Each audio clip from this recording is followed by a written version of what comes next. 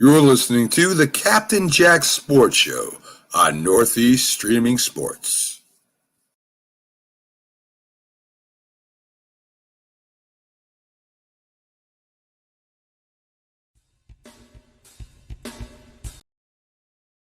I mean, you can see right now, without LeBron, Lakers are struggling. Let me tell you about a team I hate, all right? I know the Dallas Cowboys fan is here, so I had to make sure he knew how much I hate this team. I'm ready. I've often said that the people who run baseball, they try very hard to ruin it. I'm from Brooklyn. I don't have a problem saying it to his face.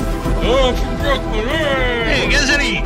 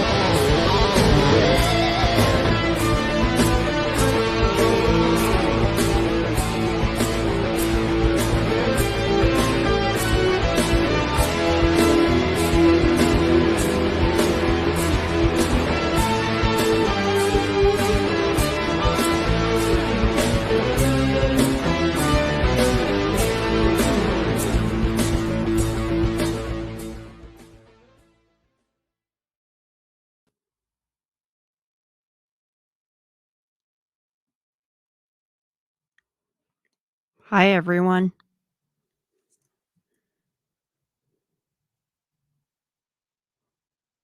I was going to say, I was actually talking, and I said, I figured I would surprise everyone and not be first on camera, but I guess you didn't hear me say that. No, I didn't hear you say that, but I did say hi, everyone, and then I just sat here. Yes, I did see that. So lots of things going on. In fact, you've already gotten some highs. You got Daniel saying that. You got Jeffrey saying that. Everybody is doing well here. And Big Al, I did say this before. If you see in the comments section, my buddy Fast Edward Rice, or Fast Eddie, he was the guitarist behind that track, and it was actually wow. It's the original track was so long ago. It was when the Raiders were in the playoffs, and the players mentioned were like Wheatley and Garner.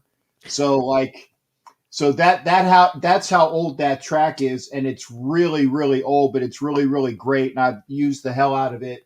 And I remember those days well. and hopefully we'll see something to reminisce about real soon. And again, if you're figuring out what the hell's going on, this is the Captain and Wenches show with the my main stalwart wench, Kevlar prom dress. Heidi is in the house. How you doing tonight? What's been doing the last 2 weeks, Heidi? I'm doing good. I apologize to everyone for my camera. I did not have enough time to set it up so that it doesn't flash every once in a while. So I apologize for that.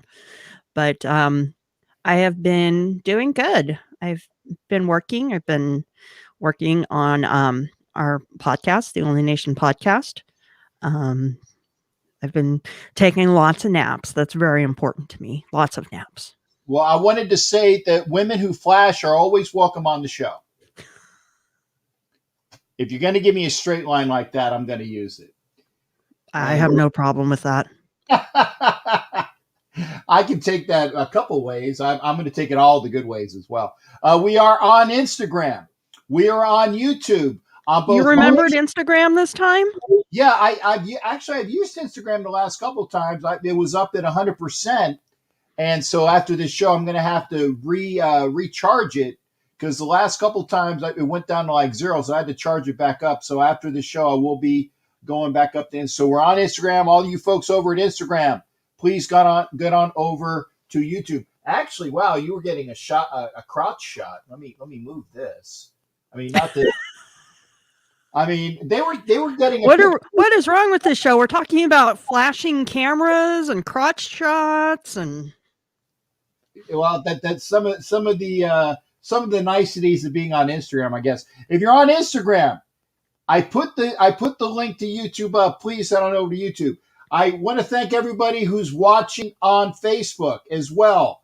If you can use Facebookers out there, please head on over to YouTube because sometimes when you put a comment, I won't see it till after the show. So please, if you can, head on over to YouTube, comment on YouTube. You can comment on both my channel, which is the Captain Jack Rackham channel. You can also comment on the Northeast Streaming Sports channel, which is being broadcast on YouTube as well. We are on Twitter. We are on Twitch. We are on Zodiac TV. We are on a bunch of different things. And we're having fun. Yeah, Whiskey Tango Foxtrot. That's a nice way to say it. Actually, Ed, I did not feel the earthquake. I know there was one. I think it hit up to 8.2. But that was hundreds of miles away from where I'm at. A lot of people don't understand how huge Alaska is, and you can fit over 2 Texases inside the landmass of Alaska. Alaska takes up 1/5 of the landmass of the continental United States. So you hear about an 8.2 in Alaska, chances are I didn't feel it. Now, if you hear about an 8.2 in Anchorage, you better pay attention. Whereabouts was that? Was the earthquake that was up there, Heidi? It was in the ocean, which is where most of them are. It was down quite a ways from Homer. And Homer's like 200 miles away from Anchorage. And by the way, that's Homer, Alaska. Yeah, Homer, Alaska. Yeah, that's not Homer, our boy that lives in Texas, and that's a great segue because you said Homer, Alaska, but we talked about Homer as well, who had a great show last night on his channel. And I know that Heidi does get a chance to hang out and do things with Homer on the Only Nation podcast.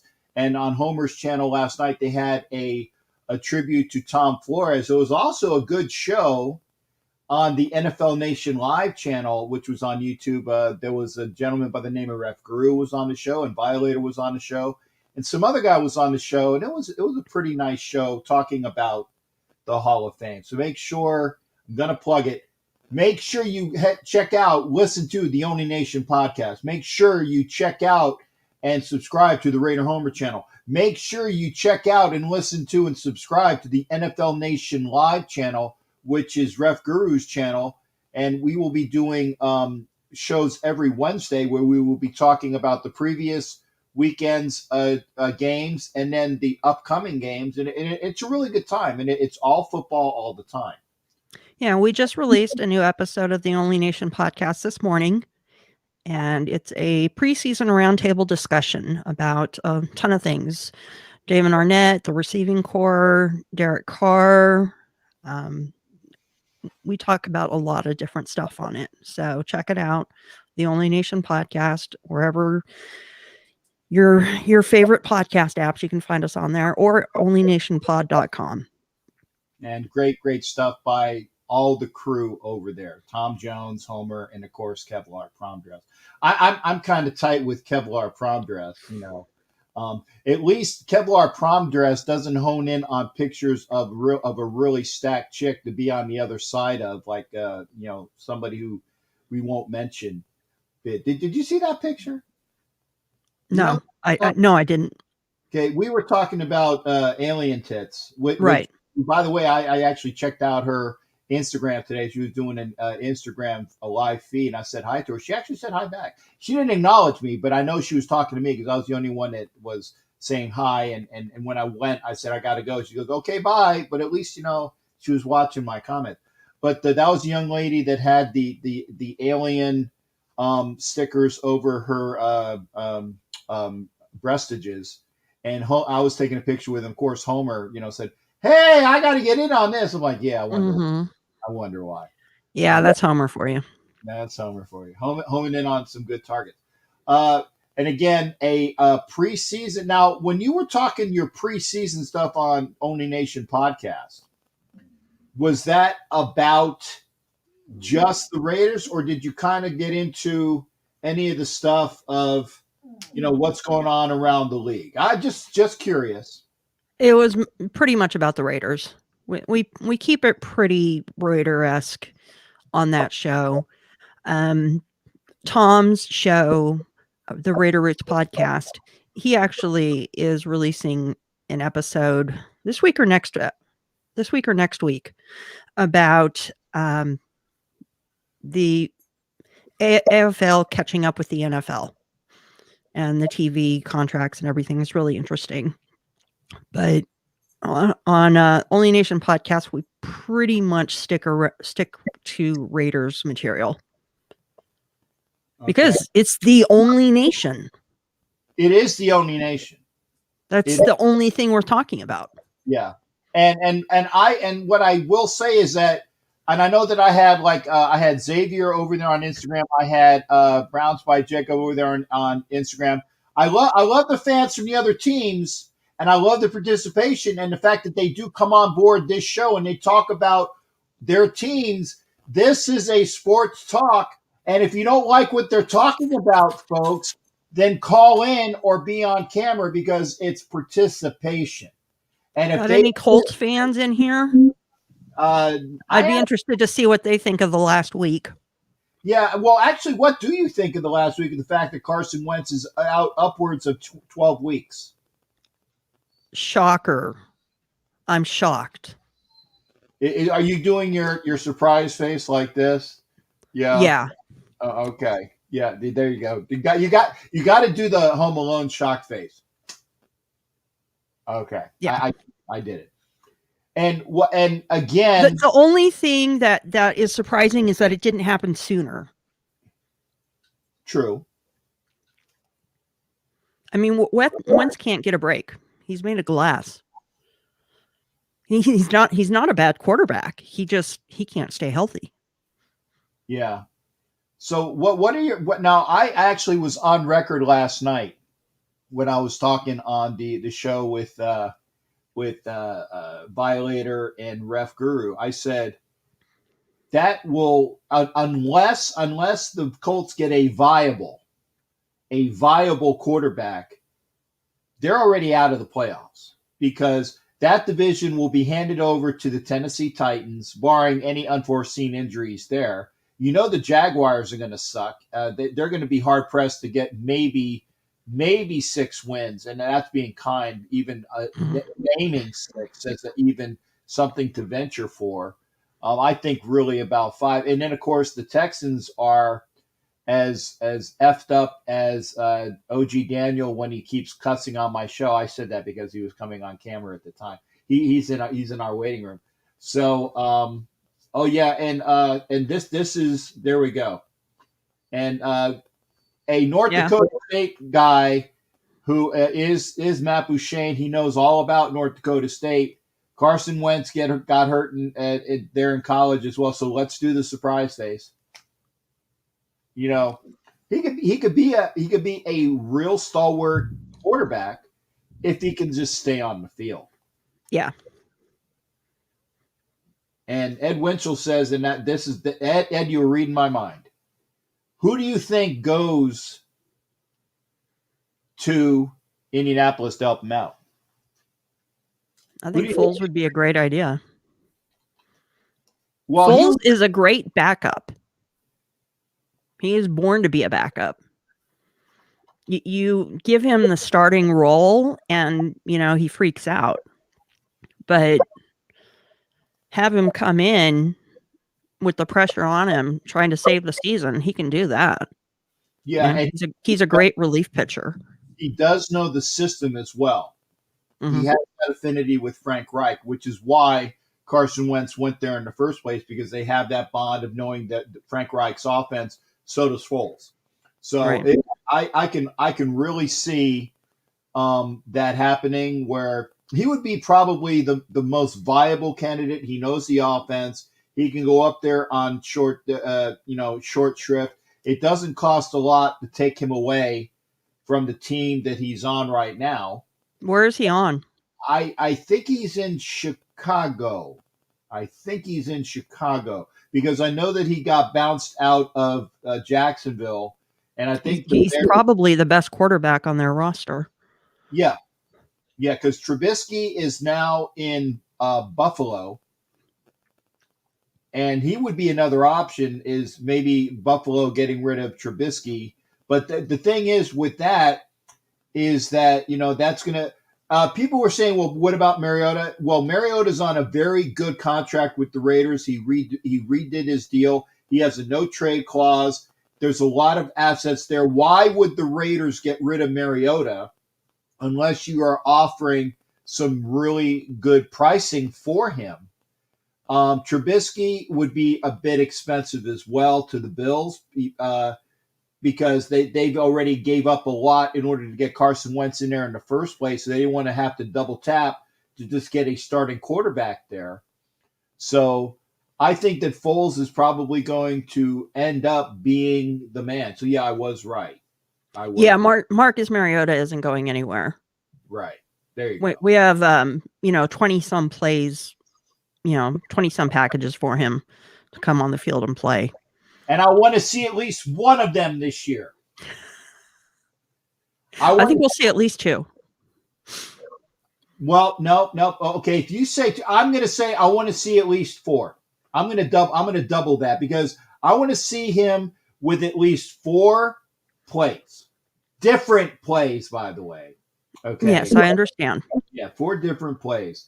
And speaking about plays and people that can play, I'm going to bring the other semi-wench in the crowd. He's not wearing his sun hat tonight, though. Where's the shower curtain? I got to get a different pattern on the shower curtain. It didn't match my eye color. Sorry. The floral look looks good on you. Yeah, well, I tried that, but it was the wrong color floral. I'm thinking of going more pink. How you guys doing? We're good. Doing good. We're good. What's up with you there, OG? Oh, man. Wow. Been watching training camp, been watching the practices, been watching everything else. I 100%, 110% agree. I don't think Mariota's going anywhere. I think John Gruden's got some big plans for him. He's going to develop those packages Heidi talked about and throw a monkey wrench into some defenses. And, yeah, let's not run just 2 running backs at these guys. Let's run 2 quarterbacks at these guys, different styles of play. How are you going to prepare for that? Good luck. I say first game of the season, first quarter, Mariota starts, plays the entire quarter. They would have no idea what hit him. No idea. Mariota's going to come in the fourth quarter. You're thinking first. I'm thinking fourth. Okay, I got to throw my dogs in the walk. Mariota's going to come in the fourth quarter and just like, oh, what are we dealing with? I just think if they did that to start the game, I mean, the league wouldn't know what hit them. Right. I mean, and they're not going to do it, but it would be funny to watch. I don't know. I'm not. I don't want to sit there and doubt that because of the fact that Gruden said, well, we couldn't use him like that last year because of injuries. And I'm sitting there thinking, what's his diabolicals Chucky got in mind? Let's bring him in the fourth quarter and throw a monkey wrench into the defenses, kind of screw them up. You're not prepared for this. Could be a winning point. Well, okay, let's go. Let's check on that. Remember, we're playing the Ravens the first game. The Ravens actually know how to defend against a running quarterback. Right. But if they got Carr. Well, what's this? They've game planned for Carr, though. Right, but still, I think that it wouldn't. I mean, if you would do it like with Heidi saying, to really freak somebody out, I would venture to say the best time to do that would be in the second game in Pittsburgh when they're thinking about Carr, because Pittsburgh is not. They got a big, broken down old bones quarterback in Brent Rapist Pervert. Oh, I'm sorry, Roethlisberger. Rapist Burgers. No, right. you got it right the first time. Yeah, well, I got it. But see, that would throw them off. And Pittsburgh the one thing that Pittsburgh does have is a good defense. So I think that throwing them Mariota when they're not expecting it would be something that would be, that would be well advised. I think that the shine would be off if you're doing it the very first game on a Monday, okay, when the team is adept at a running quarterback. Yeah, it's not going to have the flavor and shine. But if you do it on a short week, when you're going to Pittsburgh with 6 days instead of the normal 7, and you throw Mariota at them right off the bat, that would freak a lot of people out. It'd be even better. Throw Mariota at them every other third down and in red zone. Now they're like, who's coming to play? Who do we prepare for? And then just throw them at them in the fourth quarter in the second game against Schittsburg. Wait. That's not an actual word, is it? Nah. 25 minutes passed. Well, I got 23:20 here. Okay. Not that Sorry. I'm trying. I'm going to try to be better. You're very trying. You've got that right. You're very trying. Yeah. Yo, I'm one of your biggest advocates. I'm stacking your podcasts so when I go sailing, I can listen to something. Kevlar. Just a lot of love. That's right. A lot of love in this room. I got to. Anyway, I do. I adore Heidi. She's so knowledgeable. But like I listen to the podcast, and every time I do, and I listen to what she says, I'm like, I'm learning stuff, and I'm 186 years old. It's no, you got to cut me in half and count the rings. I'm telling you. But it's like these guys. Maybe we should mix it up. Throw different packages, different times, different teams. And I'm sure these guys get it figured out. They're watching tape more than we are. And they're going to throw a monkey wrench into defenses and smash them with our players. I like where we're at. I like our odds. I like our chances. Yeah, our offense is chomping at the bit, ready to go. But our defense is going to be the real scary part that nobody expected. And like I said, and this is something that I also, we were talking about last night. I like what we've done with our front. I like what we've done in the secondary. but the linebackers in the middle are what the questions mark were. But they were talking a lot about how Tanner Muse has really come on in training camp, and it looks like he, along with Morrow and Littleton, are the starting three. But Kwiatkowski has already had 2 straight days of interceptions against the quarterbacks, so he's going to be doing a lot of playing time in there as well. So that's the fact is that we have addressed a need, and we have at least those 4 guys that are going to be a viable candidates to take over that the position that's been forgotten for how many years? I said 25 at least. But if our DTs fail, Kwiatkowski and Morrow will be there. Kwiatkowski has always been there good on the running plays. If our DTs fail, we got Quit. We got Abrams in the box, and I think Morrow's taking a step up. No worries, man. No worries. I'm still worried. I'm worried that they're going to be able to gel. Well, at least we're not the Giants fighting each other. I mean, there's no way it could be as bad as last year under Gunther. I'll say that. There's no way it could be as bad as the Giants this year fighting in training camp. Oh, wait a second. Okay, I'm gonna put another. And by the way, Preston, I see you. Don't worry, partner. I wanted to make sure that you knew I saw you. Remember, in days of old, the Raiders weren't the Raiders unless they had some melees in training camp, and they were pretty good. Against Dallas, against the Rams. I'm talking about melees amongst each other. Yeah, they did have melees when they were playing, the inter squad against the Cow Patties. But I remember the Raiders would actually fight each other as well. And training camp really hadn't kicked off until they did that. Yeah, broken eye sockets, first day of pads, things like that. Yeah. We're not even talking about Tom Cable. Yeah, I got that. I got that. Well, Preston left. Well, maybe he was over. He might have been sneaking over to Sneaky G show, but he'll be back, I'm sure.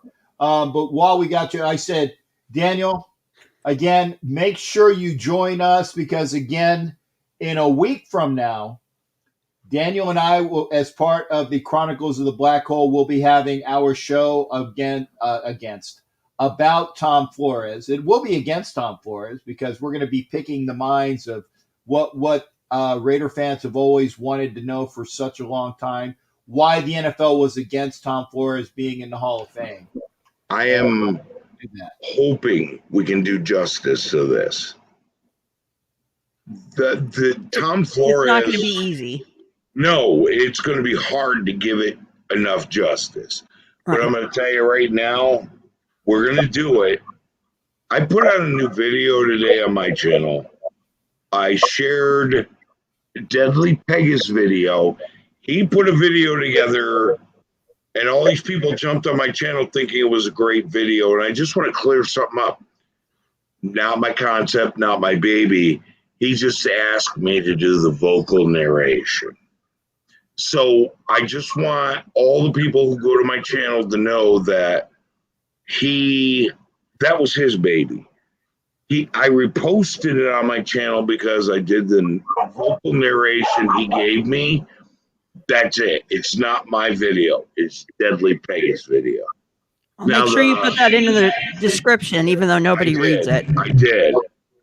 But tomorrow I'm going to put out some sick stuff that's mine. But no, I just want to make sure to give credit where credit is due. This is Deadly Pegasus' video. And Deadly Pegasus is the bomb. This man makes incredible videos. He asked me to do the voiceover narration, and I was honored to do so. But that's not my video. That's his. His 100%. Go to his channel. Deadly Pegasus is a great man, Army veteran, and he's my buddy. What's the name of his channel? Deadly Pegasus. Okay. Pegasus is Pegus. UES. Okay. He's a good guy. Everyone check it out. Yeah, check out his channel. Follow him. He puts out amazing video, and he doesn't get enough credit. And I wanted to make sure that all these people that came to my channel today and praised me for it, no, not my video. He just asked me to do the voiceover. I reposted it because, well, I did the voiceover and I want to promote his channel. Well, I mean, but that's fine. You're always making sure that credit is due, and we got that. Hey, I'm gonna surprise some people. Okay, I'm actually gonna bring. I'm gonna do a 4-screen right now. Okay, I'm gonna bring somebody. Oh, hey, turn your audience down. Kill your YouTube and stream it on live stream, and you won't echo. Echo. Is that? Echo. I can't. We love the sound of it. Let's see. No, it's not me. Okay, I don't think it is. Anyway, we do have another person in the house. I'm going to. Oh, okay. I know what it. Oh, they did mute themselves. Good. But I'm going to keep them up here real quick. But I want to say that we're also going to be joined by Jacob. Do you guys see that Jacob last week or the week before that, when he came in on the show, was talking Browns as just as wonderfully adept at knowing what's going on and just really up on the team. I'm gonna get a training camp report from Jacob, who's going to tell us what's going on with the Browns. But again, next Tuesday night, we're going to be doing the Chronicles of the Black Hole. It's going to be OG Daniel and myself with a show on Tom Flores. Please be sure to join us there. And understand, the Chronicles of the Black Hole, my channel, is the show itself, Chronicles of the Black Hole. It ain't me. It's me and Captain Jack. He is a huge part of it. Like, it's us. It's not a me thing, it's a us thing. Without him, that show don't exist. Well, and I appreciate that. Actually, technically, no, it's true. Well, just okay. the facts, ma'am. Okay. I do appreciate that. The fact that that Daniel was kind enough to make sure that when offered to do the show, he said, "I'm not going to do it unless Jack's with me," and of course, I am with you. And I do. That's our show, bro. And I appreciate that. I do. That is something that I'm very proud to do. And I love to bring Heidi in on that. Heidi's one of the most knowledgeable people about Raiders football there is out there. We don't do the gender thing. Heidi is one of the most knowledgeable people about the Raiders. I would love to have her on that show. Well, one day I will have to get over there for it. One day. Okay. It clashes with my napping time. You don't understand how frail I am. Naps are for weenies, okay? I'm a giant weenie. I'm not a miniature dachshund. I'm a pig. I'm a standard dachshund. No, I'm just saying it would be awesome to have you in on one of these where we're all doing research. We're all talking about the subject matter. It'd be amazing to have you on the Chronicles of the Black Hole and Doc's channel talking about, the subject matter at hand. And realistically, we got Tom Flores. That's a big bite to take out of the elephant. That is. Okay. Hey, Daniel, thanks again for coming here again next Tuesday, and he's always here. Yeah, I'm and one of actually, the wenches. right now we are pushing it out on the Chronicles of the Black Hole channel on YouTube, so it is going out on his channel right now. And I'm one of the wenches, so you know. I want to see you in a fresh shower curtain. Okay, I'll get And me. It's gonna that be sun hat Moo-Moo's. looked good on you. It's gonna have to be Moo style. You know? That's fine. Fine, that's fine. You look just I like my got aunt. body. I got captain body. And what I mean by that is, if you ever seen the skipper at Gilligan's Island, Of course.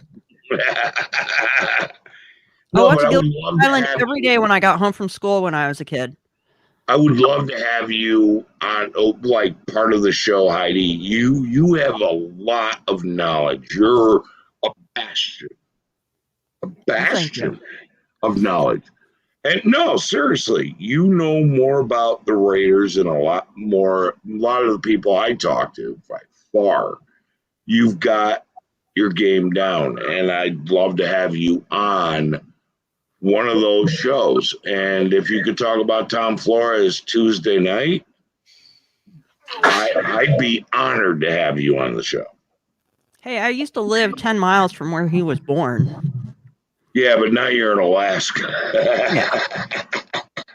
You're hunting moose. Well, I had moose in my front yard. I'd hunt moose. If I were there, I'd hunt moose. I love moose meat. So be sure to join us, and that's my cue, and I'm glad that it's working, because I did tell the person to call in. Call from RD by Andrea Dolan. There we go. There she is. We got the other wench on the line with us. He was trying to come in via video, and because she's here, I'm going to put her on with. So we got. Actually, we do got a quorum of wenches. We're only missing Miss Peggy, but she is available when we can do this. How you doing there, Miss Angry, or what's going on? I'm doing great, Captain. How are you? I'm good. Good to hear from you. I'm sorry I'm not able to show up on camera. I tried, but my phone is not allowing me. So unfortunately, it's a call-in this week. No, that's fine. We love having you on any way we can get you. okay, Skipper, she scares me, but all right. She should. If you think I know Raiders football, I want to see you go toe-to-toe with Angria. No, I ain't going toe-to-toe with her. I've seen her before, and we agree, and she was pissed. That was one of the best episodes ever. Oh yeah, she is like somebody poured water on the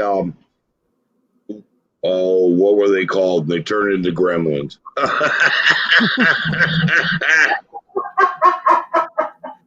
Gizmo. Yeah. Right? Sweetheart, when I get a chance to meet you, as I did get a chance to finally meet Heidi, that was wonderful. And unfortunately I wasn't able to with Heidi because Heidi had to go because she had a full day that day. We will go out, we will eat after midnight, and we'll see what everybody turns into. You want me to drop off? Because I'd love to see her on the screen and just listen to her.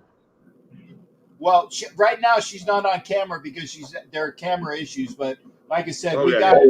we got her on the phone.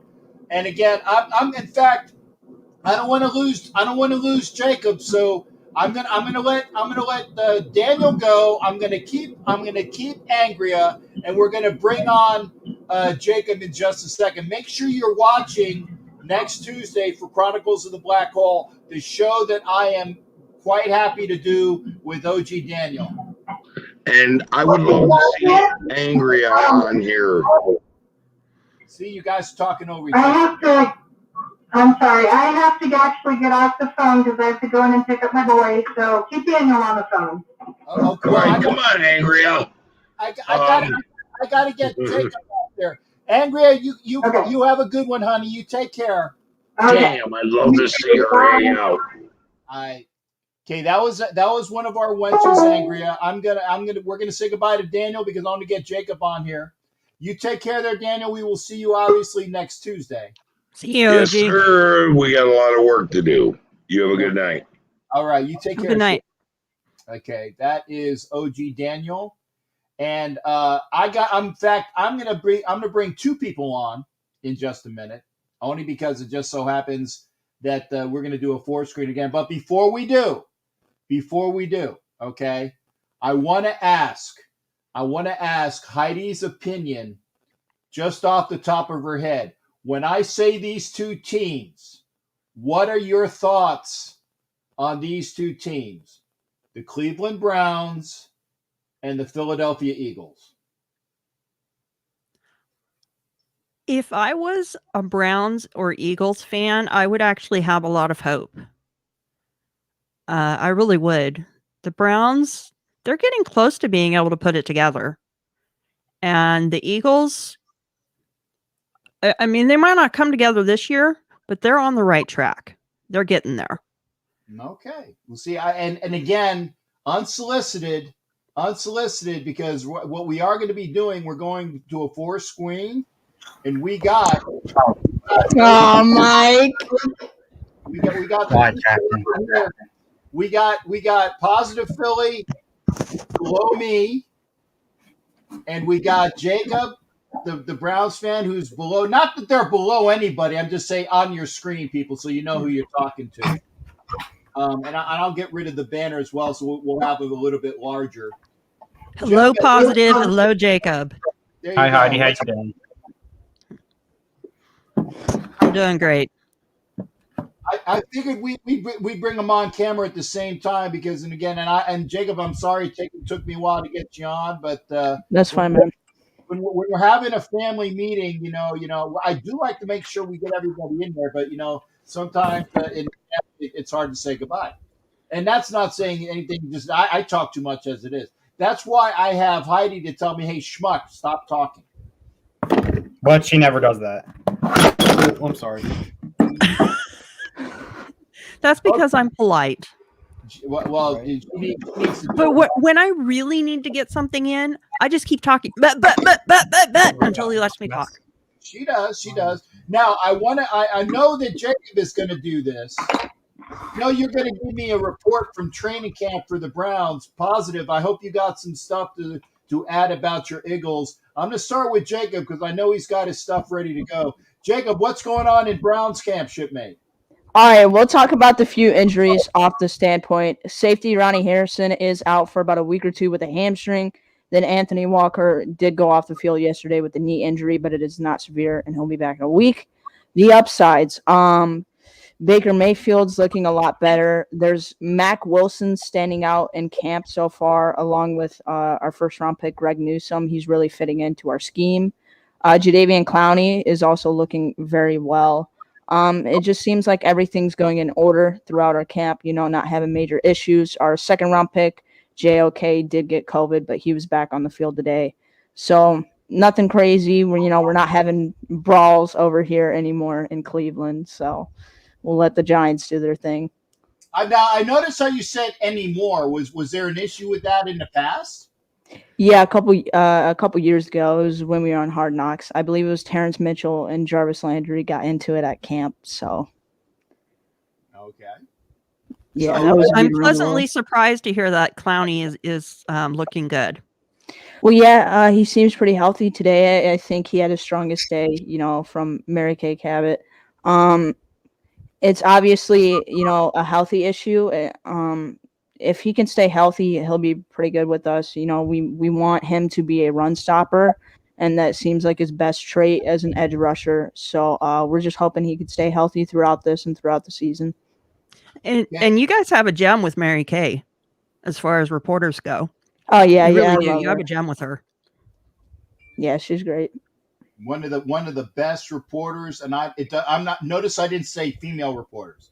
Mm-hmm. I said exactly reporters because again, it doesn't matter what the gender is because this lady knows what the hell's going on. She writes eloquently, succinctly, informative wise. I know that's not the right word, but she gives you the best information, best way possible, and is a prize in the journalism field. So you guys are definitely lucky to have them. I'm going to go to Positive Philly, who I know is probably on his phone grabbing some stuff as we speak. I know him. And that's why I let Jacob go first, because I knew I was going to give you some prep time. Mike, what's going on in Eagles camp, man? I'm hoping to go either August 8th or August 21st. 21st or 24th, one of those dates. I have an open practices on Sunday nights, so I'm hoping to go there. $10, only $10. So me and my dad go with $20 per person, which is not bad at all. But yeah, it's not good, Captain, not good at all. Our 10th round pick, the rookie wide receiver Devontae Smith, suffered I believe it's a sprained ankle, and he's going to miss week. He's week to week, so that's not. Yeah, it was an MCL sprain to be exactly. So an MCL sprain. Thank you. Yeah, better was it more major? Having camera issues. Sorry, guys. That's fine. We like profile shots. We see you in a new light. That's it. Whatever works. I like the setup. Yeah. Well, I said we got professionals on this show. And we do. We lost her. Oh, there. So what is it, Captain? You're by yourself on Sundays and Thursdays, and IE's with you Tuesdays? Well, it's the Wenches with me on Tuesdays. Every other Tuesday, it's the Wenches, of which it's Heidi Kevlar Progress, Peggy Holmes, aka DC Wench, and you just heard from her, Angria Trask, and I'm not allowed to say what her real name is. Who is on as the Captain and Wenches show. OG Daniel is with me every other Tuesday on the Chronicles of the Black Hole, which we do right now is on the Graphic Raider channel. And by the way, gentlemen, you're obviously always invited to learn about old school football. Yes, it's Raiders, but you learn about the greatness of the Raiders. Because like I tell people, the young kids nowadays think the Raiders suck, have always sucked, and will do nothing but suck. But we let you guys know what it's like to be a Raiders fan. What is it growing called? Of the Raiders. It's every other Tuesday, Chronicles of the Black Hole on the Graphic Raider channel, which is DOXENT. Dox Entertainment. Dox Entertainment. What's the YouTube channel? That's it. Dox Entertainment. DOXENT. Yes. DOXPNT? No. ENT for entertainment. Right. Oh. Delta Oscar X-Ray Echo November Tango. There you go. And Jacob, come on over and listen to us as well. So we got the reports going on now. I told you, Paz. I'm sorry. I said your boy has got to gain some weight. He is a walking toothpick. And unless he puts on some football weight, he's going to get broken in half. And the fact is that with an MCL sprain, that does not forego a lot of positive things going on. Now, I mean, obviously the Browns having Jeremiah Owusu-Koramoah, and actually I think I said that correctly. Yeah, you did. Because one of our boys, and actually I haven't heard from him in quite a while, is a Notre Dame guy, and because we were screaming to get him, and I made sure I knew the name because he schooled us all as to his name. But Joker is a fantastic linebacker, but again, the fact that he's on the COVID list, did they go into that as to what's really going on, or just because it's going around, or what is? Well, he's the only player, I believe, to contract it, to be put on the reserve COVID-19 list during camp. Like I said, he returned today with individual drills, so he wasn't with everybody necessarily, but tomorrow he will be good. And today was the first day with pads for everyone, so that was very interesting. Okay. You can't tell anything about a player until they bring the pads out. You really can't. Yeah, I was an all-pro. Then I put pads on and I became second string. I'm kidding. Yeah. Well, that's how it goes, though. Okay, now I'm going to ask you each another question. Okay? Who are the surprises, the people that we don't know about? There's always a player or two that's going to be the surprise of the team. I'm going to start with Jacob so I can give Mike some chance to research this. Jacob, who is your surprise Brown? Well, I knew his name. It's a cornerback. He was an undrafted free agent last year, and he was pretty big on everyone's radar. I'm sure I could find this. I can't remember his name. I was watching training camp live all day.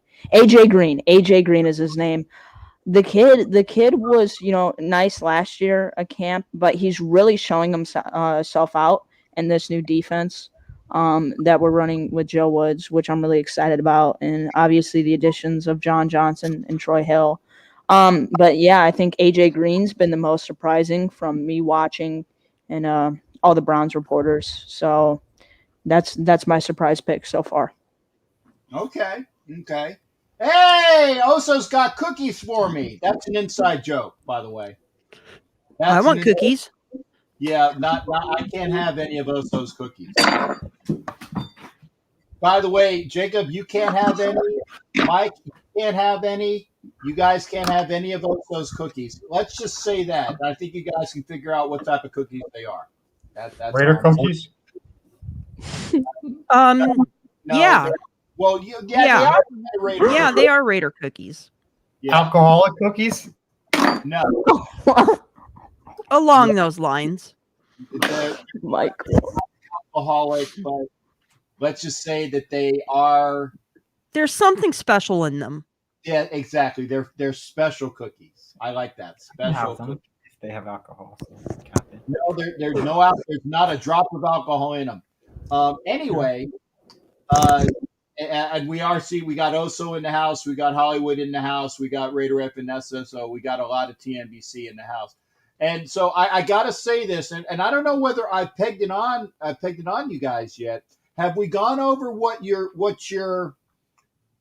thoughts are for how your team is going to fare record wise? Have I asked you that yet? No, I don't think you have. Let me start off. I didn't even answer my other question. Can I? Yeah, go ahead. Jacob. Hey, Captain, I'm gonna duck out for just a second and fix my camera. I'll be right back. Okay, that's good. Okay, I'll be right back. Hold on. All right, we got Kevlar, and she'll be right back. So I go to a bigger screen. Okay, Mr. Philly, what are you going to be talking about? Well, I'm rocking my Julius Erving jersey again. Just got to say that. I know you love it. I love the jersey. And by the way, I know what hat that is. That was the hat that they had when they were doing the Little League game. When what? They had the Little League game. They were dressed up with their Little League uniforms. Oh, really? Yeah, because I actually and I have the Hoskins one because I think the Hoskins jersey says Big Fella on it. I have that. I'm actually going on Thursday, believe it or not. Okay. At National Park. Okay. Be safe, man. I'm gonna see them win like 20-0, so that's gonna be fun. Well, we hope. Or a lot to a little. But going back to the Eagles, I honestly don't know, to be honest with you. I wouldn't be surprised if, we have a wide receiver step up this year. Maybe Greg Ford or Travis Fulgham. Maybe even our rookie running back, if he's a backup to Miles Sanders, which is Kenneth Gainwell. I believe that's how you say his name. Am I correct? Thanks for the verification, Jacob. I hope he's, I think he could be our backup running back if Boston Scott isn't, maybe our third guy. We'll see how much he plays. I think it's going to be more of the receivers, though.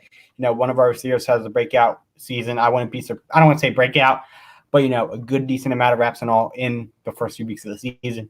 I wouldn't I wouldn't also sleep on Quez Watkins either. I know he got a few reps last year at the end of the season. I'm excited to see how he can do as well. Like I said, I think it's going to be our receiving core that steps up. I know a lot of people doubt us for our receiving core, saying that we don't have good receivers. I get that, but at the end of the season last year, these guys weren't bad. You saw how Travis Fulgham played in the Steelers game and in the I believe it was Falcons game, or just special Scooby Snacks.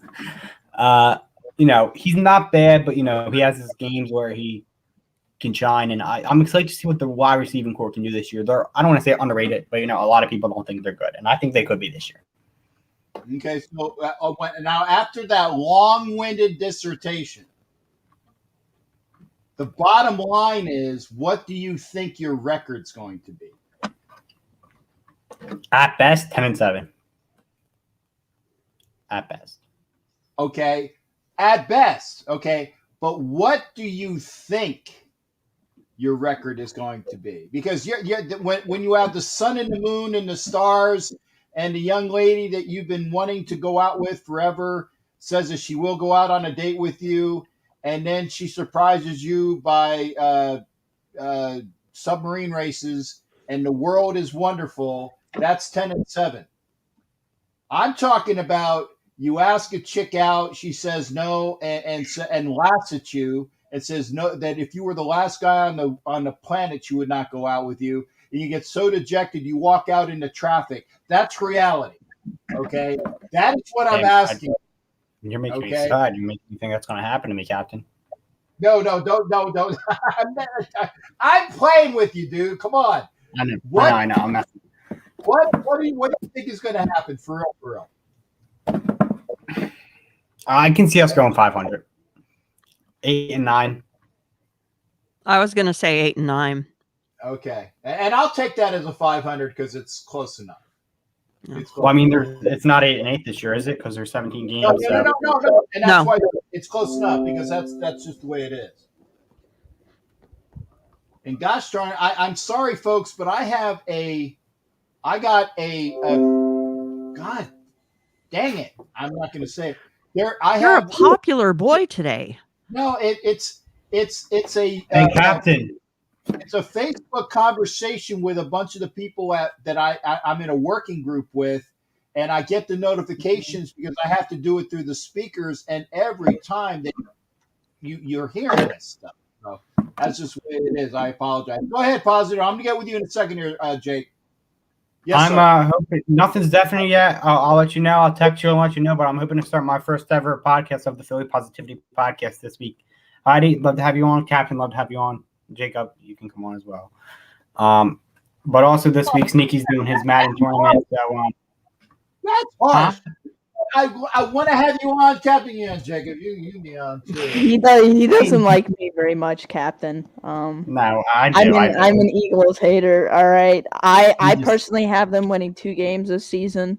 That's one of my more hotter takes, because I don't believe in Jalen Hurts.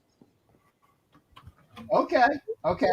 Well, because you said that, I'm going to have Positive Philly. Positive, what do you think the Browns' record is going to be this year?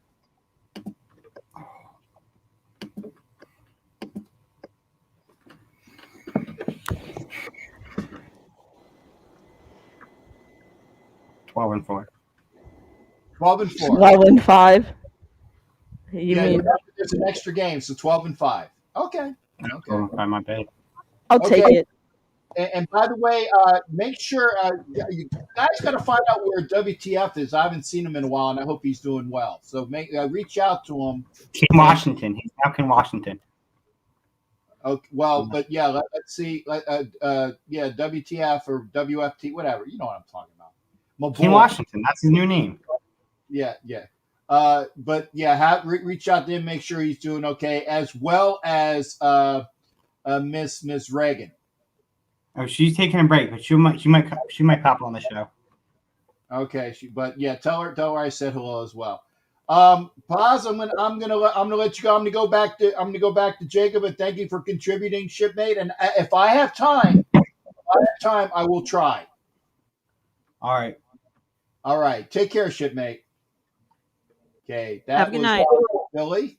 There you go, there, bud. I said, and Jacob So there, I mean, and I didn't realize that there was a bunch of animosity between you two, but I guess it's just I just love to troll him. He gets angry a little bit too much, too easily. Like we did a prank on him last night that Ben Simmons got traded.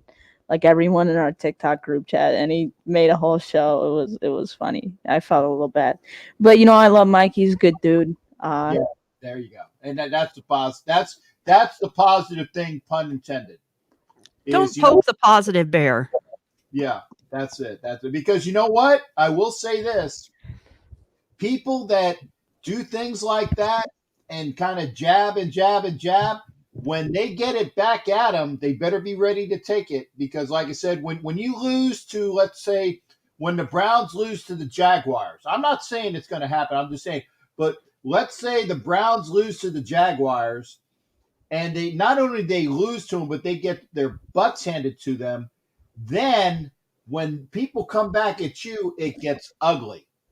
So I'm just saying, get ready for it as well. All right, Jacob. So hot take. You said the Eagles are going to win 2 games, and you were being kind. I think they're going to win more than that. I think they can win 3. Yeah, I mean, like I said, I don't have trust in Nick Sirianni.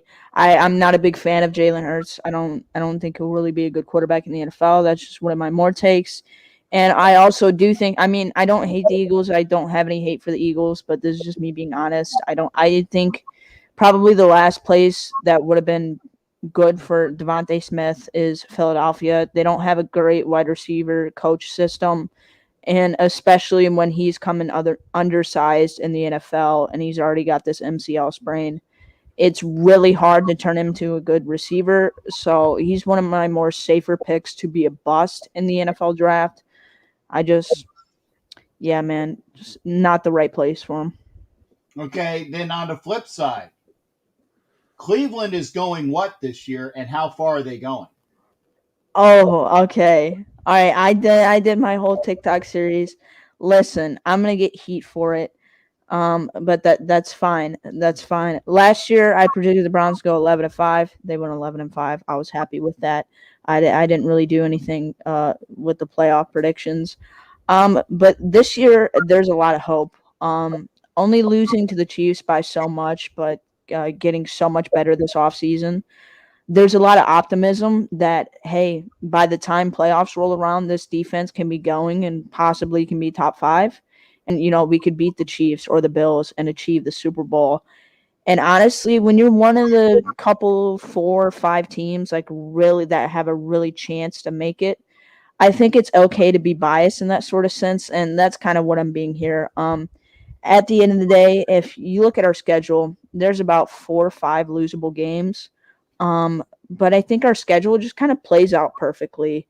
Week 1, we got the Chiefs, best offense in the league. Not much we can do. That's a tough break. But then we got the Texans, then the Bears, and then we go to Minnesota, which I think is a very winnable game. Then we go to Los Angeles, which Chargers have gotten better this year. A lot of people are a little bit too high on them. I don't think their defense is fully going to be up there. And then we've got the Cardinals, who they come to us, which could be a losable game as well.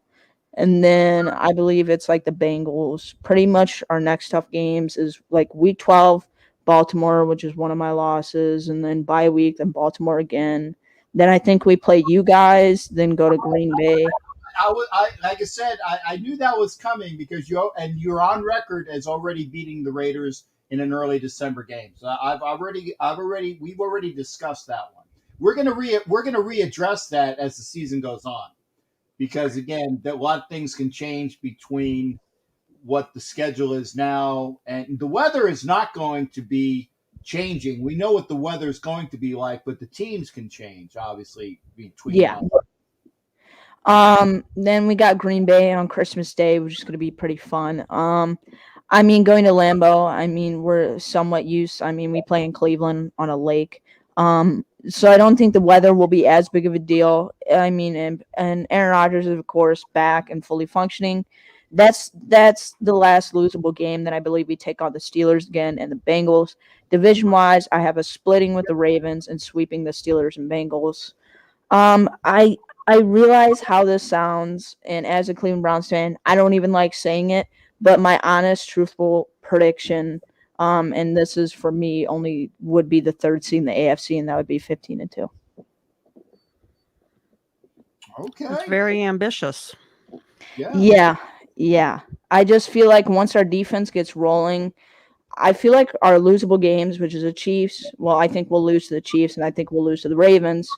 That's week one. You get that tough loss out of the way, and then you move on, and then you lose to the Ravens right about a little bit after midseason. And I think that's going to help us, and we get that bye week, kind of move on and take care of the end of our schedule. And that's where I think we're going to really solidify that 15-2. Okay. And I'm on record as saying this. I think you're going to win your first game. I think you're going to beat Kansas City because that is a testament game. I think that Kansas City is going to have a bit of that Super Bowl loss syndrome. They didn't have it the year prior because they won. But as you know, Jacob, people that go to the Super Bowl and lose are not the same team. They suffer a big hangover. And I think Kansas City is going to suffer that hangover, and it's going to start with you. Yeah, if we look at it, I mean, the Chiefs really had a window to break off into a dynasty, and I think losing that Super Bowl against the Buccaneers pretty much closes that door shut. Now, they're still a really good team, and right now, for me, the best team in the AFC. But I feel like, they improved the offensive line, of course, but I feel like there's not really much improvement that they're going to seek this year. I mean, their schedule is like a piece of cake. So I think they play the NFC East or something. But I think the Chiefs are going to have another good year and still be there contending. Just week one for me is that Patrick Mahomes is 10-0 in September. So it's just really hard to beat that guy and beat Andy Reid at the same time. Okay. Well, like I said, we'll be more than happy to have you up. And remember also for when we start doing the I'll be doing it on Fridays with Buffalo Fred Kilmartin when we have the Elite Superfan show where we talk about kind of like what I'm doing on Wednesday with that channel. We talk about the games that happened and we'll preview the games that are coming up forward. We'll be doing the same thing on Friday nights, and we'll have guests from fans from around the league. And hopefully when I go out to Canton, I'll get some contacts with a bunch of the different fans out there. So when we have the games, I'll be able to say, hey, I want you on the show, and we'll be able to get a fan's eye view of who's playing. And by the way, it definitely need to get together with Buck Dog, great guy, and you'll enjoy talking with him. And so I make sure you contact me as well.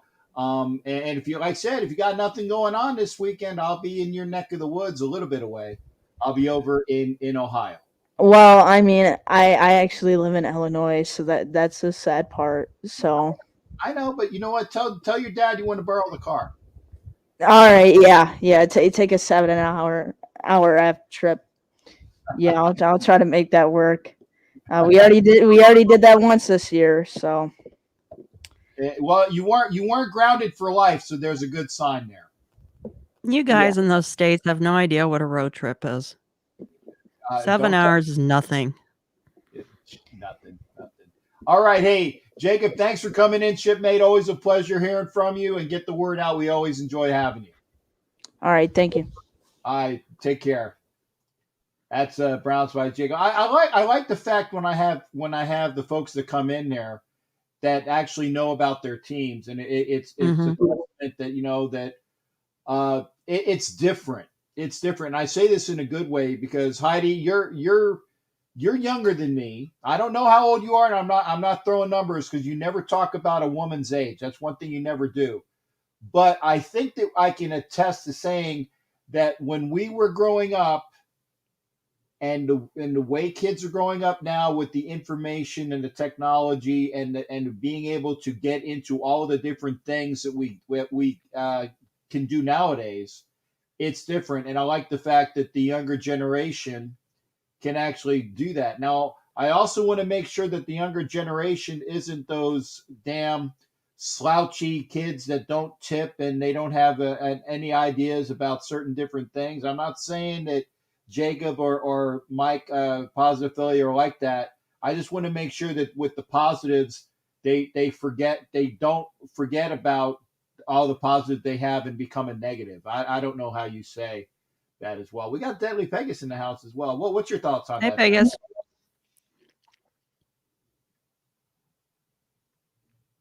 Showing the mohawk. I do like the hawk. Now, what is going on with your camera, though? I don't know. It's never been this bad. And I plugged it directly into the computer, which is usually the problem. I have it running into the USB hub.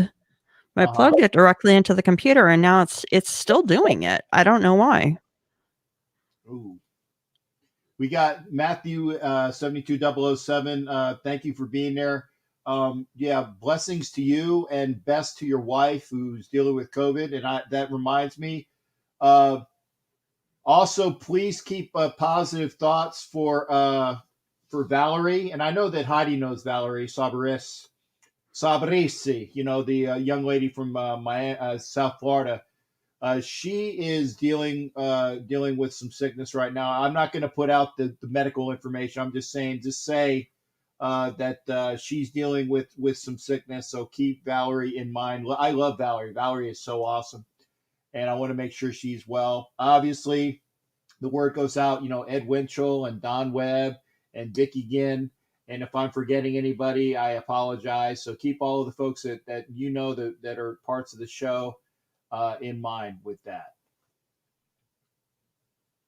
And yeah, like I said, you can flash, but that is it's I can't remember what movie it is, but it's kind of like how they have in the movies where they have like the split screens real quick, and you have the subliminal messages. You're giving me a subliminal message, Heidi. I don't know what it is yet, but I'm going to come like when I'm sleeping tonight. There's going to be something that pops into my brain.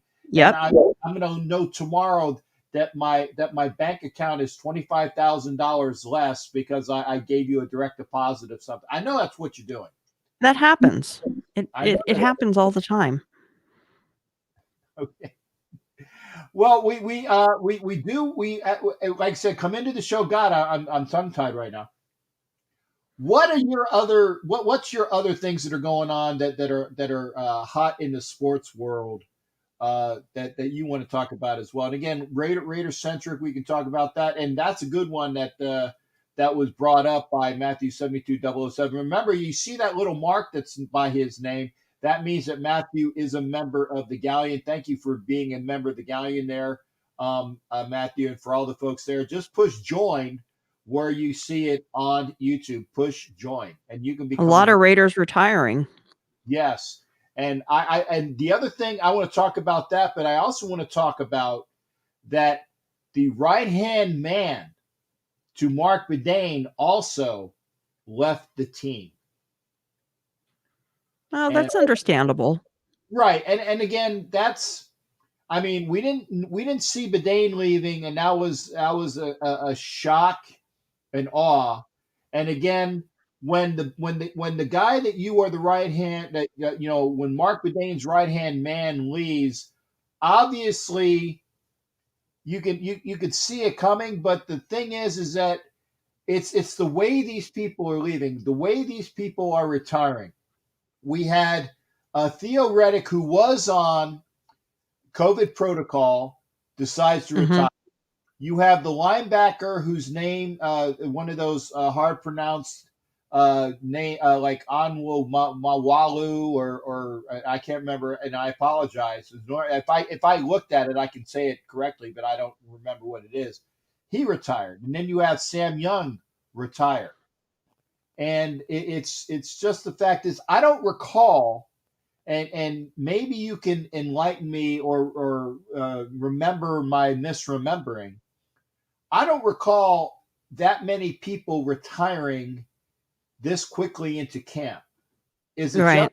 Or am I mistaken there? No, I think it's really unusual. I wasn't really concerned at first with Kirby and Bedane, but I'm starting to get a little concerned now. Yeah. Hopefully there's nothing going on, but if it's becoming more attractive for people to walk away than to stay and fight, that worries me. It does worry me, and that's what I'm glad that I'm not. And I'm not one to be, I'm not, what is it? Who's the Chicken Little? I was going to say Stuart Little, but that's the wrong Little. I'm not a Chicken Little. The sky is not falling, but, and I will say, but when you have a possible event and then it happens again, or similar occurrences keep going, that's something that is a red flag. And yeah. I'm hoping that this is just, the fact is that, well, Bedane wanted to get out, and that the guy that was closest to him saw that obviously the new boss is going to want his own right-hand man. And right.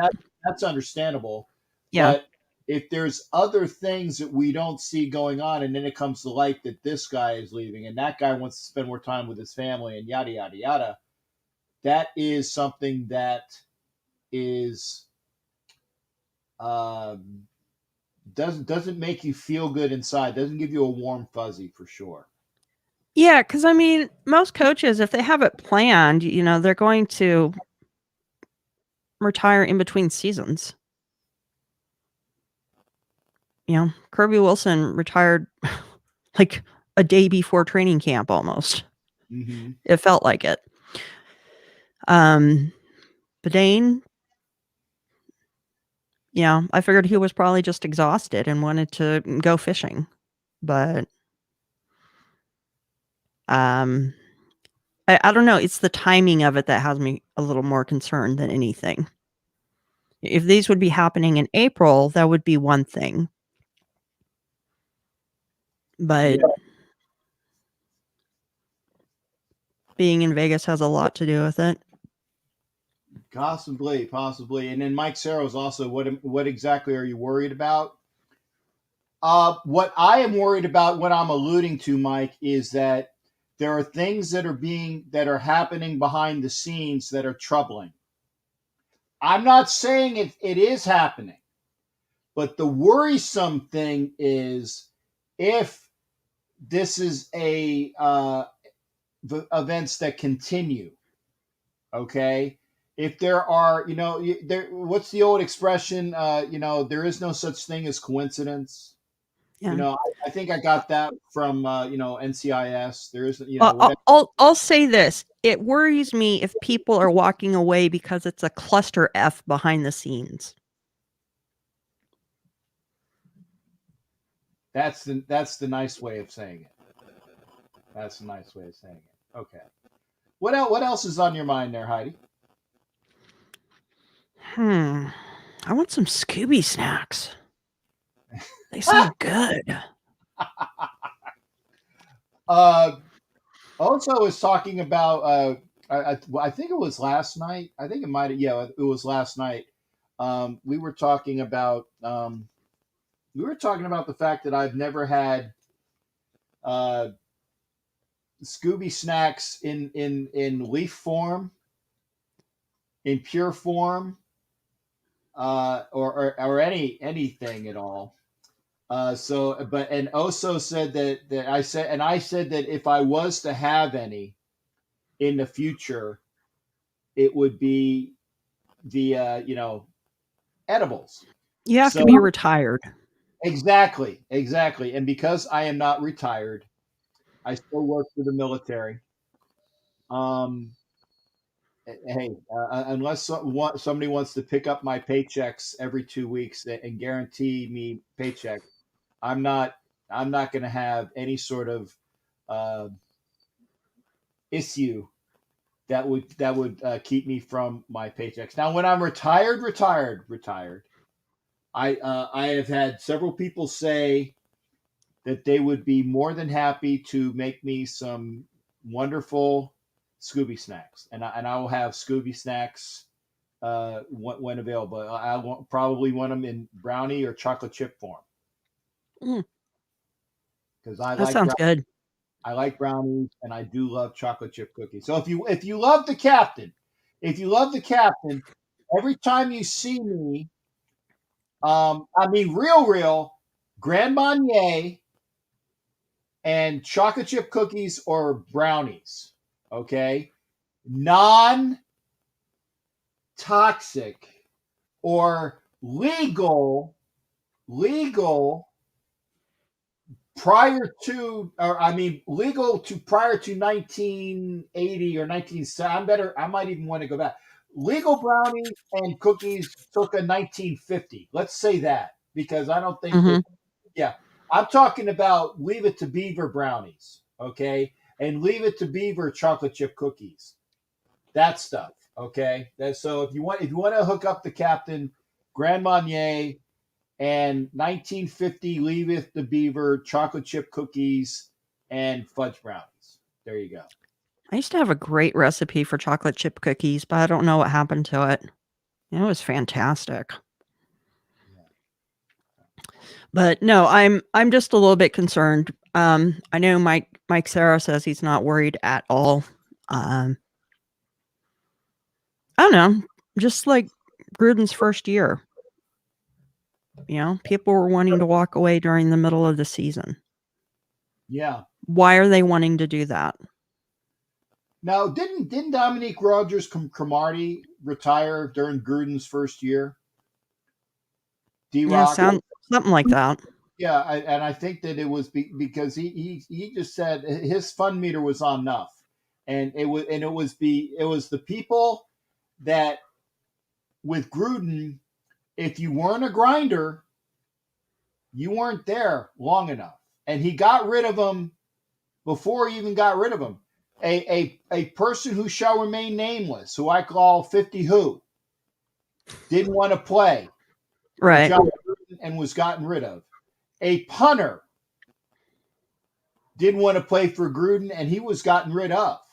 Okay, and a wide receiver who didn't want to play for him lasted a year and was gone shortly thereafter.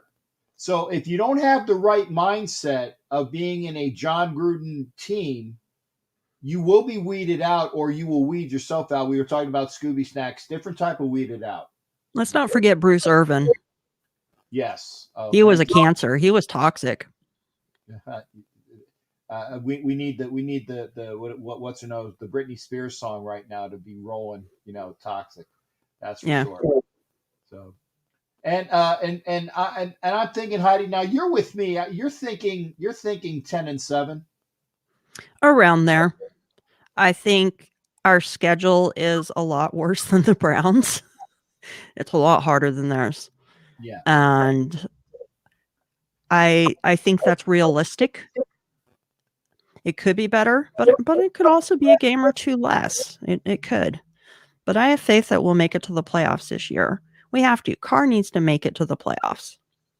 One of the questions we asked on the Only Nation podcast was, does Carr get extended? And if so, when?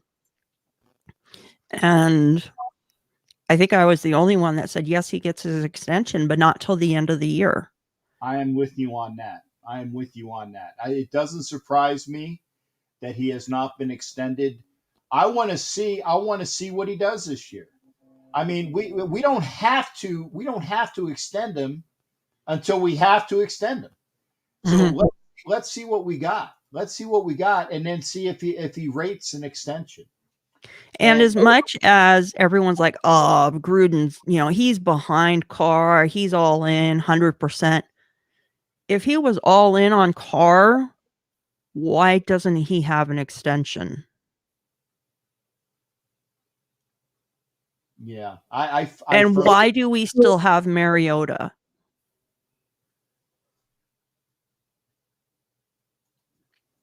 Homer hates it when I point stuff like that out, but yeah. Well, that's because he subscribes to the Gospel Church of Derek Carr, and I subscribe to the Gospel Church of whoever's behind center. And there's a difference. see that MVP season, Pegasus. I really do. And I think he has it in him. But God, if he wouldn't have broken his ankle, he wouldn't have broken his leg. Really be interested to see how he turned out. You know, he's finally gotten to the point now where he's getting close to the level where he was in 2016. But, you know, he lost a couple of years there where he really was not himself at all. Yeah, And I was if at the Denver game too when he broke his back. I was at that game, and it wasn't a pleasant sight. yeah, but if Gruden was truly all in, why doesn't he have that extension yet? It's not that they can't agree on the money. Because Carr isn't going to hold out for $50 million a year. No. You know, he has a lot of money. And they traded everyone away and he was trying to do what he could. Yeah. But that doesn't change the fact that he doesn't have that extension yet. If they were all in, they would have extended him this offseason. They offered him a contract, but it was like for 2 years, and it wasn't for a huge amount. Mm-hmm. It wasn't a serious contract. Right. And I firmly agree with the fact is John Gruden subscribes to the Missouri view of relativity. Show me. Mm-hmm. He is a pure folk from Missouri. He's a show me. And that is why if Derek Carr gets an extension, it's not going to be until near the end, if not the end of the year. Because why do it prematurely and arbitrarily? You don't have to. Mm-hmm. And it costs the Raiders more money. Well, we've collapsed the last 2 seasons in the second half. Exactly. They're not going to see the first 8 games this year and say, oh, he's on fire. He's back to 2016 form. We're going to sign him. They're not going to do that. They want to see him put together a full season. He was, what was it, second half of the season last year? He was 11 touchdowns, 7 interceptions, something like that. Yeah, nothing that impressive. And yes, the defense fell apart. The defense did not set him up. But there were games where he definitely could have played better. Yeah. And that's true. But like I said, why send money out when you don't need to? He wants to make sure. And by the way, I honestly don't think that's going to happen until the first digit. The earliest it's going to happen is if the first digit on the win-loss record is a 9.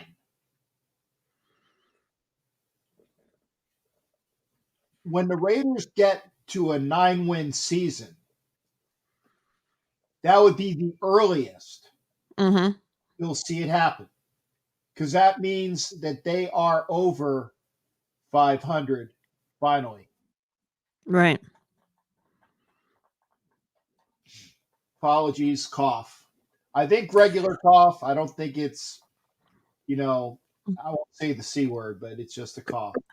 Carr is still under contract, plain and simple. Yes, he is. But the thing is, at this point in his contract, most teams that are planning on keeping the quarterback long term have already signed him to another extension. Right. So and Jeff, we can talk baseball sometime as well. Anytime, Jeff. You're and again our best to your wife, and thank you for taking care of her, folks. If like I said, we got the, and I'm going to put it on one more time. I'm going to put it on one more time. If you want to come in the show, please come in the show. There is your StreamYard link. I'm also going to put up the phone number in case you don't know it. And you should by now, most of the people here. 813-699-0834, 813-699-0834. I will be leaving tomorrow for Ohio. In fact, originally I was leaving today, which is why my advertisement saying that I was on the road, and I am on the road. Just that. Yeah, I was going to ask you about that. Yeah, because I know people were saying I thought you were. Originally my plans were to have left at 05:30 this morning, and I was like, even the thought of having a flight at 5:30 in the morning, because you remember you got to be there 2 hours prior. Mm-hmm. Now, granted, for a 5:30 flight, I think I could have been there an hour prior and been quite fine. For domestic, yeah. Yeah. And I do have TSA pre, and I also have the World Traveler, which is you get TSA pre with the World Traveler thing as well. So yeah, and one thing I like about that is that you don't have to take your shoes off.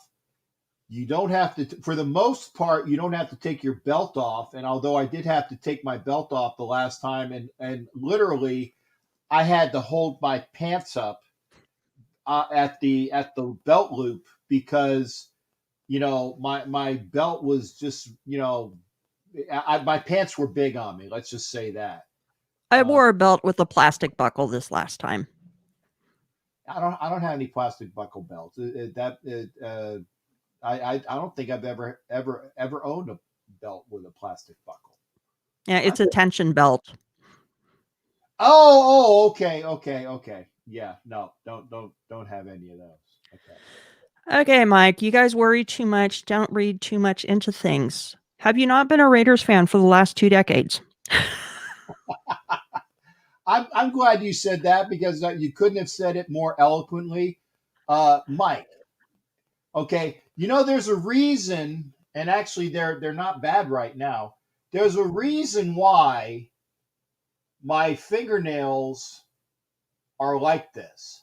It's because they have a history of being eaten down to the nub.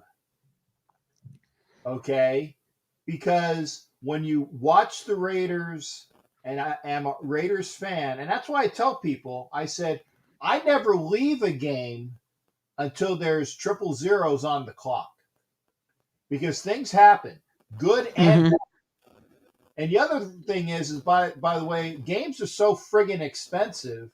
If you don't think that I'm going to get every second, I paid for it. Okay. So if you don't think I'm going to be sitting through the games, not because I'm a cheap bastard. No, I'm not a cheap bastard. I pay money to see the games. So if you don't think I'm going to be there to either drink in all that's going on, you're beyond. I think the only game that I've left early, and I'll say relatively early, was the game in Kansas City in December a couple of years ago when we were the last game is the Oakland Raiders. We went to Kansas City and we were getting thumped, and I left with a couple minutes, or I shouldn't say I didn't leave the seat, but I left my seat to go into the boardwalk, and the Raiders scored a touchdown. And then the 2-point conversion, I think that the Chiefs, they either blocked it or they ran it back for 2 points the other way. I watched it from the TV screen, but I was still in the stadium. So technically I hadn't even really left the game, but I'm going to watch even when it's a blowout, I'm going to watch the game as much as I can.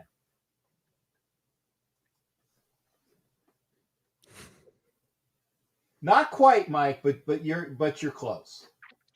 Not quite, but you're close. I was born in 76. Thanks, Heidi. Hey, I have no problem admitting my age. No, I'm just mostly saying, because I don't look it. You don't. You definitely don't. Yeah. Yeah. You're a good-looking lady that you are. All right, folks. It doesn't look like we're going to have any any further occurrences? So, Heidi, do we have any MV's most valuable crewmates for the night? Because it's one thing that I've been remiss in not doing the last couple of times is I get so caught up I forget. And I'm thinking. I'm gonna get the paper out as well. Let me get the list. I think Jacob might have already been. Because I was gonna nominate Positive Philly and Jacob. Okay, if I can find the damn. Oh my God. Let me get it. Apologies. I actually got to put my screens. Okay, I got it here.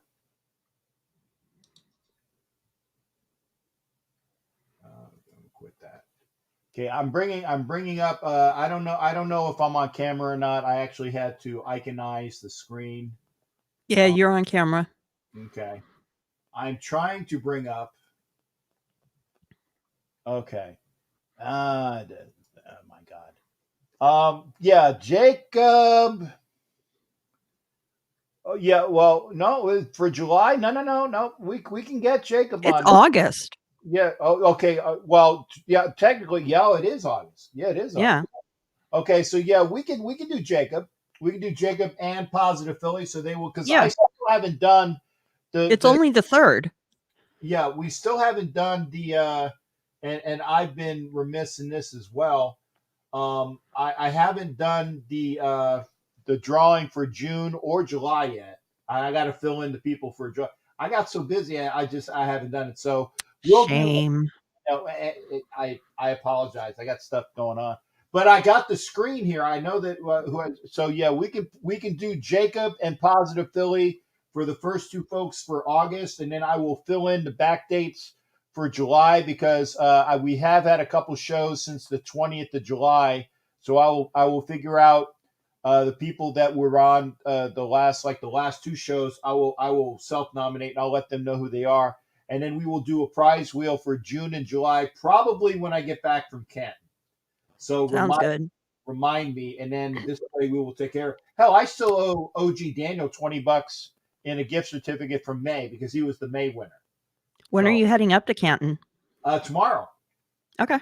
Oh well, okay. Technically, I'm going to Ohio tomorrow. I'm going to Canton on Friday. Okay, so you're gonna miss the Hall of Fame game. Yeah, not really. I'm gonna go watch the Reds play with Don Webb, and to me, that's a better time is watching a video game with your buddy, and I'm gonna wear my Pete Rose Philadelphia Phillies jersey, but it's still a Pete Rose jersey. I'm gonna wear Pete in honor of being in Cincinnati. He should be in the Hall of Fame. He really should. He should. And you know what? I think that they're gonna pull a Kenny Stabler on him. They're gonna wait until he's not around anymore, and then they're. I'm still waiting for Shoeless Joe Jackson. Let's do a what do you call it? A big write-in thing. Get them both in the Hall of Fame. That would work for me. I mean, Shoeless Joe Jackson. Yeah, they had him sign a confession. The guy was illiterate. Yeah, he did an X. From what? Yeah. Well, according to the movie. Well, yeah. But yeah. But I mean, he really. You look at his stats for that World Series. That was not a man playing to lose. Yeah, no, Mike. We weren't saying you. We weren't saying you. We were just talking about being a Raiders fan. You wait until the last minute, which is why my fingernails are notably nubby. So that's it. No, and we're not cracking on you, Mike. Not by any stretch. Not at all. Yeah, and by the way, Mike used to always call in. I used to remember the calls we'd get from Mike because Mike would be in the gym. In fact, I almost nominated Mike. Yeah, I almost did. Okay, well, I will get to the. It will be Positive Philly, and Jacob will be for August. I will get that. I will get them nominated on the screen. I promise I'll do it right after the show, and then we will have them on there. But again, remember, most valuable crewmen have their own prize wheel for a $20 gift certificate. remember, folks, I still do the treasure chest, the captain's treasure chest of prizes. Another thing I got to do is I got to show pictures of all the prizes. Okay. And one thing that I am very proud to announce, there is another jersey that's going to be on the prize wheel, donated by D&J's, was it D&J's Raiders memorabilia? You know, Dusty Johnson and his crew out there in Arizona. It is a signed Ray Guy jersey. So nice. So now, I loved Ray Guy. I really did. And I said, I can't wait to. So that is on the prize wheel. I got to update the prize wheel. It's not from me. So there Super Bowl 18 hero in my book. One of them. Yeah, the fact that with the first punt and he leaped up, and instead of what could have been a safety or at worst, it could have been a touchdown for the Redskins, a safety at the best thing. No, Ray Guy jumped up, grabbed the ball, and booted it. And it was a hell of a punt. Definitely would save the Raiders from bad juju early in the game. Exactly. That might have been the best punt play I have ever seen. Really. I think that might have been the best punt play in history, especially when you put it in regards to where it happened and the momentum that it stopped. Right, and the circumstances. This is a Super Bowl, and everybody's on normally would be on edge. Even fans or not fans, even players that would normally not be on edge. You're talking a Super Bowl, you're on edge. And Ray Guy doing that saved the Raiders. Okay, I appreciate it, Mike. He says he's not mad at us. Yeah, I know, Matt. I know, Mike. We get pissed about it too. But again, no, Mike. Mike, I think we're going to make the playoffs. I really do. I'm just also a realist. I'm going to look at both sides of the. I'm going to look at both sides of the story. Okay. And by the way, Heidi, we do have another guest tonight, and so I'm gonna get him on real quick. I haven't seen him in a while because he's been hiding from me. He laughed. Okay, I'm gonna get him on right now. We got New York Gabe, aka New York Sports Team. How you doing there, shipmate? Long time, man. What's going on? Hey, New York. I'm doing pretty good. It's been a long time, Captain. Football season started this week, and then I've been on vacation for the past couple weeks. So, long time no see. But I'm happy to get back to all the podcasts and start to come on yours first tonight. So yeah. We had Jacob on earlier. We had Positive Philly. We had Philly Preston was back in the back room for a little bit, and I acknowledged him, but he must have had to go. So. Yeah. I like I said, folks, if you want to be on the show, these folks will show you that it is on the show. And I got to ask you, because you are a New York Giant fan, tell me all about that practice that happened today. Yeah, let's hear it. All right, the details. So here's my thing. Practice can get a little heated sometimes, and I know that as a football player that practice can get heated. And it's the competitive thing that I like. And the fact that fight happened and then they went in to the locker room, as I'm hearing, is that it's all good now. Like they're all teammates in the end. They're all teammates. They're going to have to be cool with each other, because if they're going to want to win football games, they're going to have to be one team, and they can't have a negative thing from that fight. So they are going to have to move on. And I think they're going to pay for it, though, because our team leaders were in that pile, and that's not okay that our team leaders were in those piles.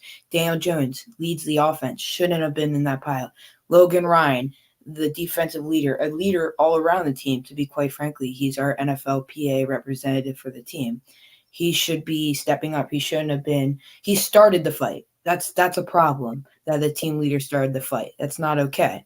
And so I think that Joe Judge gave him a consequence. They had to run a lot of sprints, and they had to do their consequences. And I think Joe Judge won't be happy with them tomorrow either, but he's going to have to shake it off. And training camp will advance if they have a fight or not. it's gonna advance. So it should be Oh fine. yeah, it happens. Yeah. It happens. Now Yeah. I'm gonna tell you something though as well, okay? And this is kind of like goes with like when we do the surprise face. What would you expect the team to come out and say public relations wise? Of course they're gonna say, yeah, we had some issues, but it's all good, man. We got to play as a team. It was a spirited practice. Yeah, and I'm just saying, it's like it's a PR. Okay, Captain, have the Raiders players never gone to fight in practice? I doubt it. No. In fact, when we were talking about that, the Raiders in the 70s used to fight the hell out of each other. Okay. Yep. And they had and it was spirited, and they did come back and say that actually they didn't have to say everything was good because it was good. Okay. And the Raiders have fought the Cowboys in practice. And oh, by the way, Bill Romanowski physically caused a tight end to not play football again by punching him and knocking his orbital out of socket, breaking his eye bone, and he got sued because of that. That's another concern I have about the fight. That could have resulted in injuries if our quarterback, which what the beat reporters are saying is our quarterback was on the bottom of the pile. If our quarterback was on the bottom of the pile, that's not okay. That should be happening. If he's at risk of getting injured, and Logan Ryan hit Evan Ingram in the back, that could have gave Evan Ingram a back injury, and that's not good because everybody could say Evan Ingram had a bad year last year, and I think Giants fans will admit that. I think they will. But what we're seeing from him so far in training camp is a leader, a player who's ready to make a comeback, and a player who is thinking hard about his decisions this year and catching the ball, and who's working his butt off and showing it in training camp. So if Evan Ingram is getting punched in the back and Daniel Jones is on the bottom of the pile, that could have resulted in a serious injury. That could have been season threatening, which is another thing that's not good for the team, which, yeah. Now I got to ask though, okay, you're talking about threatening injuries. I got to ask, what is your consensus of what is going to happen in Indianapolis if Gabe is the GM in Indy, okay, and you lose Carson Wentz? You're the general manager of the Colts. What do you do, and how quick do you do it? All right, so people are talking about bringing Nick Foles I wouldn't do that. I would not bring Nick Foles to the Colts. That's immediately a no for me if I was the GM. I know Carson Wentz. I know what it has done to Carson Wentz's future. I know that it could be potentially threatening to the relationship between the Colts and Carson Wentz. And I don't think that should be even an option on the table. I think maybe you get someone like Marcus Mariota. I'm going to throw it out there. Marcus Mariota, if the Raiders aren't going to do crap with him, I think he should go to a team where he can start. I think he's a potential starter in this league, and I think he should be starting somewhere else right now. I think he should be having the starting job at Washington right now because really he deserved a lot more respect from teams over this offseason with trades and everything. I think Marcus Mariota would be an option for the Colts. I'm going to throw another name out there, Gardner Minshew. I think that could be another option for the Colts. I think he wants a QB1 spot, and I think he could get it for week 1. I think Carson Wentz will be out for week 1 and week 2 at the least. So I'd say week 1, week 2, Gardner Minshew could handle it. I think he could, but I just don't think Jacob Eason is what the Colts should be relying on. I don't think it's the right thing to do because they haven't seen him play. They've seen him play in practice, of course, but they haven't seen him play an NFL stat before. So I wouldn't rely on him to particularly lead an offense for a week or two. I would bring someone in as soon as they possibly could to start developing the chemistry. I know a problem for the Giants this offseason this training camp has been just getting Daniel Jones and Kenny Golladay to have the chemistry. And we knew that was going to be a problem. As Giants fans, we knew when we got Kenny Golladay that chemistry was going to be an issue with them, and the Giants know that too. They're addressing it. They're having special workouts after practice with Daniel Jones and Kenny Golladay to develop chemistry. And what is really unfortunate is, I don't know if you know this, Captain, but Kenny Golladay actually went with an injury inside the building. He has a hamstring injury. There is no word officially on what it is. We're hoping it's just a cramp, but it's a minor injury. He should be back for week 1, but that still hurts the chemistry that the Giants need to have with the Kenny Golladay and Daniel Jones need, because if they can't work out together and they can't do stuff together, they can't develop chemistry, and that's an issue. A star that has actually shined early in training camp is Sterling Shepard, who has recently switched his number to number 3. He's already starring in training camp as a potential wide receiver 2, maybe even beat out Kenny Golladay. Probably not as his position's a slot wide receiver, so he'll probably play the slot mostly. So Kenny Golladay is more of a deep ball receiver kind of receiver, an outside receiver. So he'll probably get the wide receiver 1, but I think Sterling Shepard will get the wide receiver 2 with Darius Slayton behind him and so forth after that. So I think if I'm the Colts, I'm looking at all options. I'm looking, how much draft capital are we willing to give up? Are we willing to give up later picks? We gave up the picks to get Carson Wentz. So why would it's going to be hard to give up more picks to get Gardner Minshew? I would look everywhere. I would look from head to toe and all throughout the league. I don't know what the free agent market for QBs looks like right now. I don't think it's pretty good for a starter QB. As I don't think there's any big names on the market that you would know. But I don't know. What do you want to see? Alex Smith would be interested in coming back to the game. That actually is an interesting possibility. That could be a good situation for the Colts. Actually, that would be an interesting situation. I don't know. Didn't he retire? Did he retire? Yeah, I think he did. Yeah. So I mean, I know his wife wouldn't want him to. Yeah. But yeah, I know. Yeah, I mean, Alex Smith. God bless him. Honestly, God bless him. What a great career. What an amazing career.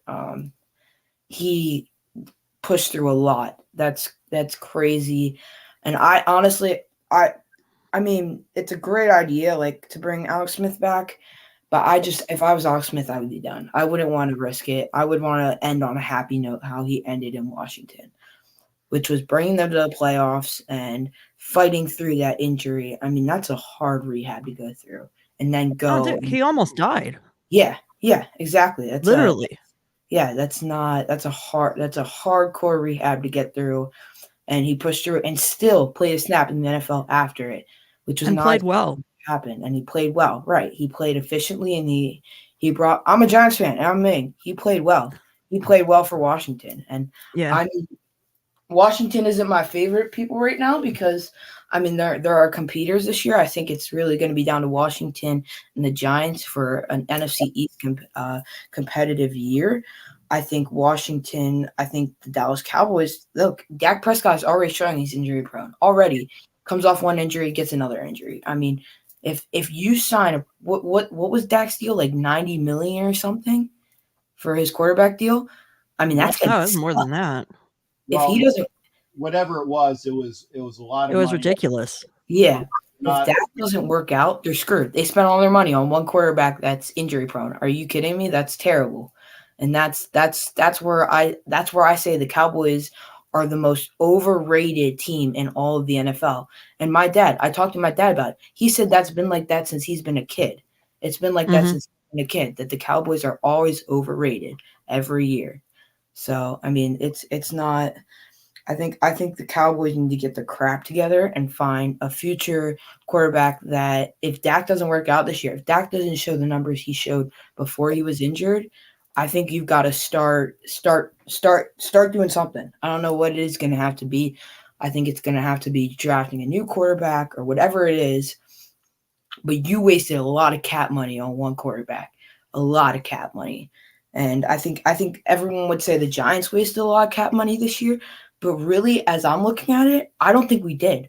I think we spent money. We spent money that's going to be positive to our team. We spent money on players like Kyle Rudolph and Kenny Golladay, and signing Leonard Williams, who is definitely a top defensive lineman player. And I think the Giants spent their money wisely. I mean, I know NFL Network has said they jeopardized their future with cap money. I don't think they have. I think they haven't jeopardized their future. I think they still have a shot at actually winning this year, winning the NFC East, because why aren't they contenders? Give me one reason why they're not contenders. Give me one reason. There's not a reason. The NFC East has all, except the Eagles, which it's wide open. It's wide open. It is. It's all depending on the quarterbacks. If you look at it, it all is depending on quarterbacks. Ryan Fitzmagic, will he actually? Oh my gosh, will he actually work out for them? Will Dak Prescott not get injured again? Will Dak Prescott? I know, as much as it's about physical, it's about mental. You can have like serious PTSD from an injury like that, remembering the day it happened or remembering when he plays the Giants. That could be really emotional for him the first time he plays the Giants, or when he plays the Giants in AT&T Stadium again. It's gonna be hard for him, and I think it's gonna be hard for him this year. NFC Leafs, whatever. It's a division in the NFL. Okay, wait. By the way, I want to say thank you for all of the latecomers that we came on.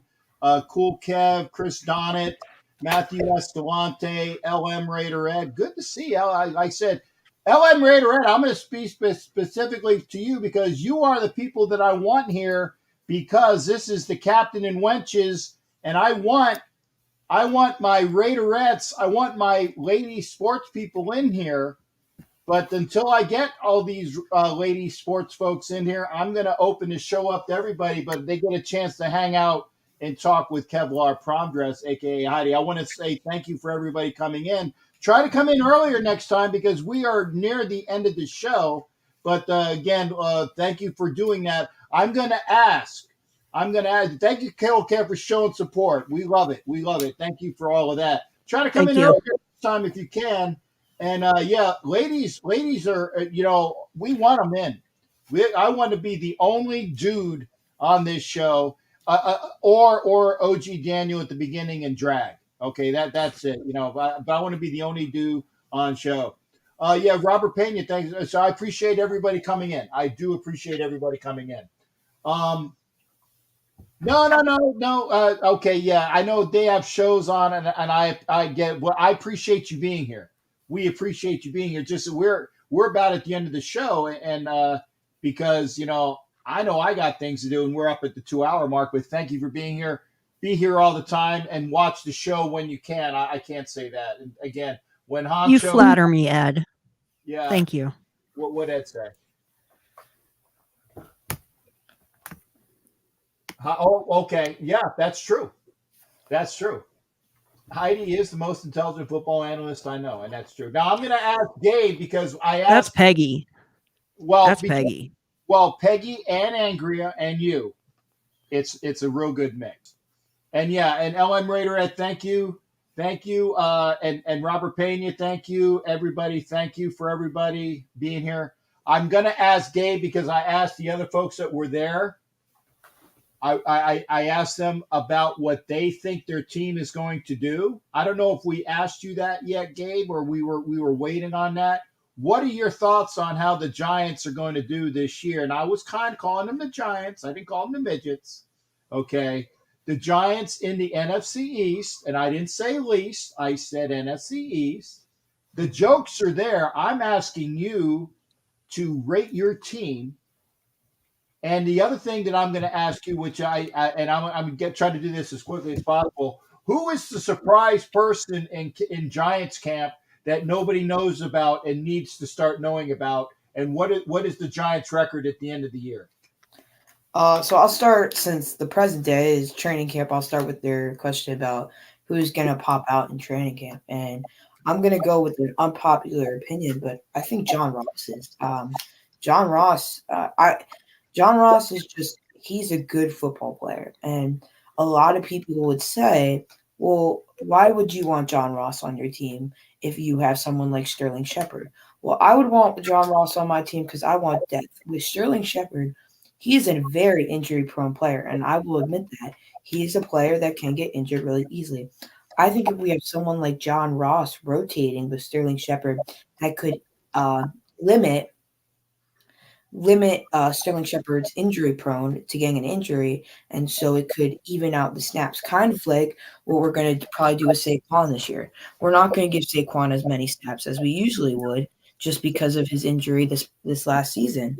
I think the Giants are going to play him very limited, and I'm okay with that because I don't want to risk Saquon's future for one season. I want to see Saquon down the line because I will admit the Giants are a team that's growing right now. They're rebuilding. They're making a team for the future.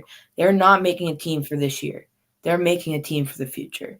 And if that means saving some of our players' futures, like Saquon's and Sterling Shepard's, to put in players like John Ross and Devontae Booker and Gary Brightwell and Ardette at all those positions, I think John Ross actually is the one that is going to be a surpriser when he makes the roster. I think people are going to say, "Oh, he's just for special teams." I don't think he's only for special teams. He may seem like he is, but I think he can make plays for the Giants. Someone else that I haven't heard news about him popping out in training camp. It's only the second week, but Dante Pettis. Dante Pettis shined for the Giants in the end of the year last year. He met that amazing catch against the Cowboys for a touchdown that won us the game. That touchdown won us the game. And I think the Giants have a lot of depth at positions that it's kind of scary how much depth they have because you hate to see some of those players not make the roster. Like it's going to pain. It's going to hurt when you see the roster come out and you see that some of the wide receivers you would like to see on the roster aren't going to be there, like Dante Pettis and John Ross. I mean, I think it's going to be a competition for the wide receiver 4 and wide receiver 5 position. It's no joke. It's going to be a hardcore competition, and that's what Joe Judge likes. That's why Joe Judge brought so much depth in at those positions this season because he wanted competition. Oh, Alfred Morris, another one. We just re-signed him. Alfred Morris, a great running back that came in when Saquon got injured and we relied a lot on. That's going to suck when he might not make the roster. And I'm not calling a shot at. I'm not going to say anything that he may not make the roster. But here's what I'm going to say. I'm going to say that I'm getting to that. I have a lot to say. I'm really happy right now. I'm just helping you along, partner. I'm just helping you along. So I think we have a lot of Corey Clement, I think that's Corey Clement, who was the Eagles running back star in the Super Bowl. He's on our roster now. He could be a great running back on the Giants. But that being said, I think the Giants this year are going to have a great season. I'm seeing predictions like 7-10. That's not even realistic to me. That's not even realistic. And Big Blue Ant, and you guys know who Big Blue, I mean, at least Captain does. Big Blue Ant, most realistic Giants fan you'll ever see out there. All right. He's even said that the rock bottom for the Giants this season is 9 wins.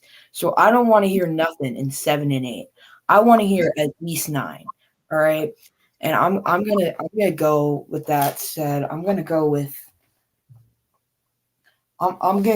11 and 6. I'm gonna go with 11 and 6. That's my safe bet. I think that's what we're gonna do. And I think for all you Raiders fans out there, I think the Raiders could be one of our losses. I think the Raiders are coming. I think they're gonna be a team to watch this year. They're gonna be a team to watch in the future because I also think the Raiders are one of the teams that are building for the future, not just this year, but in the future.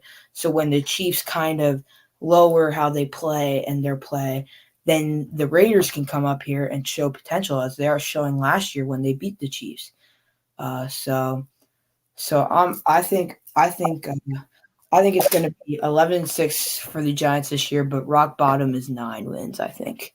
I'm going to go in between. I think the Giants are going to be 10-7, and with some upside, like you said, I think that they could be better than 10-7. But the Giants and the Washington football team are going to be vying for the NFC East. I don't think Dallas is going to be anything at all to worry about. I think it's going to be between the Giants and Washington is who is going to win that division. So I'm with you there.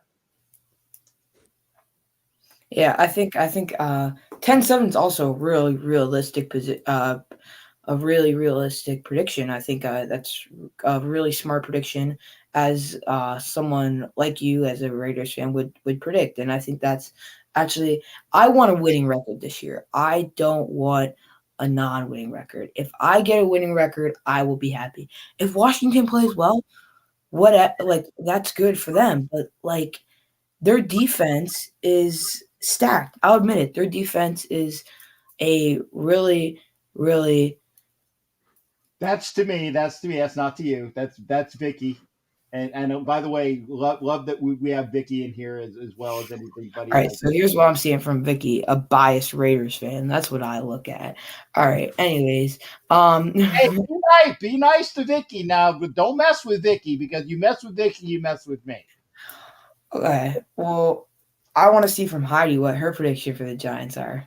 Go ahead there, Heidi. What do you think about the New York G-Men? Well, you have an advantage in that your division sucks. That's putting it kindly but succinctly. Okay. I'm seeing more 9-8. Okay. That's still a winning record. I'll take it. It's still a winning record, and I'll take it. But what's your prediction for the Raiders this year, then? I want to hear your guys' predictions for the Raiders. You might have said it already. I missed it. I'm saying based on the schedule and where everything is, we're looking at around 10-7. And I'm on record 10-7 and that's just right now. I said the defense is going to win them 2 more games. They were 8-8 last year. The defense is going to win them 2 more games, but they're not necessarily going to get that other game will be a loss. So right now, my Big Blue Ant said that 9-8 is your rock bottom. My rock bottom for the Raiders is 10-7. And obviously that is with, you can't account for injuries. You can't account for weird things. You can't account for a bunch of strippers going in to giving COVID and the clap to everybody in the locker. I'm being facetious, obviously. By the way, you don't know what the clap is, Gabe. You don't want it. You're a little bit too young for that. I shouldn't have said it. Anyway, dude, clubs cover up so much stuff. It is amazing what they cover up on all levels of play. Yeah. Well, you don't need stuff to cover that up. You need a shot. But anyway, Gabe, how old are you again? I'm 14, Captain. Oh my God! I thought you were at least 17 or 18. You definitely don't need. See, I have you and Jacob being about the same age. Gabe is a great kid, and I know he takes my stuff with a grain of salt, and he's knowledgeable and a good young man. I appreciate him being here. Yeah, and I need to watch my mouth. I thought you were 17. Oh my God. No, you're Captain. Believe me, I know a lot. It's okay. You can talk all you want. No, I gotta watch what I say. I want to say thank you for Gabe for being here. It's always a pleasure with him being here. Hey, be nice, Jimmy. He is not 12 years old. Wow. He is not 12 years That's old. Philly Preston. I don't look anything like Philly Preston. That's Philly Preston. Well, yeah, and I heard from Preston the other night. He's a young gentleman. I think he's in 7th grade. And Really? Yeah. He's going into 7th grade because he was going into 7th grade. Good, yeah. I said I love you, young kids that know what you're talking about, and that's. Yeah, I think the thing is I don't like to be giving false facts. I don't like when I know someone on Instagram, super real NFL news. I mean, he posts the most ridiculous stuff ever.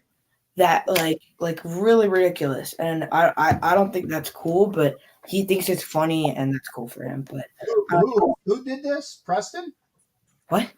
You said Preston did this? No.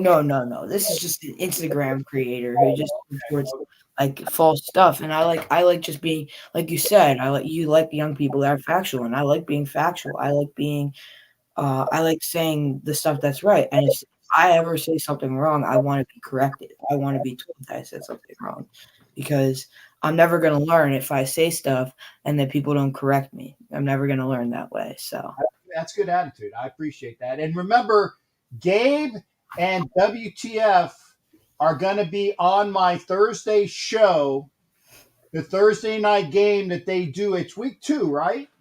Yep, week 2. I think it's the first Thursday night football game. I think. I don't know. Okay, yeah. Might So be week 1. I don't know. yeah, and you get with WTF, because I haven't heard from him in a bit. But again, Gabe and WTF are going to be on the Thursday show at the halftime. And they better not chicken out, and I don't think they will, because I'm putting a lot of pressure on them in a good way. It will be a close game. I promise. It will be a close game. I actually have us losing it right now, but it will be a close game for sure. See, Ed Winchell thought you were 24, so that's a good thing. And Kev, I would never dish out any sort of things like that without the express written permission of his parents. Okay, I wouldn't do that. And Robert Pena, thank you for being here. I love that Vicky's here. And again, I will say this, folks. There are a lot of young kids on this show. You know why?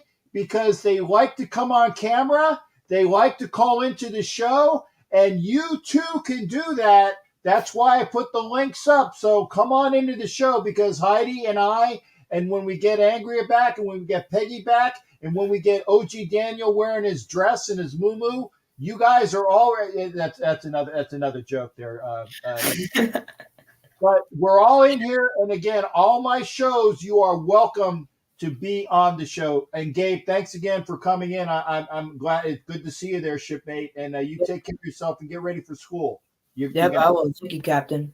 All right, take care, partner. And again, always good hearing from you. Yep. Thanks for coming on. Yep, of course. All right. That's Gabe. I'm gonna put him on too.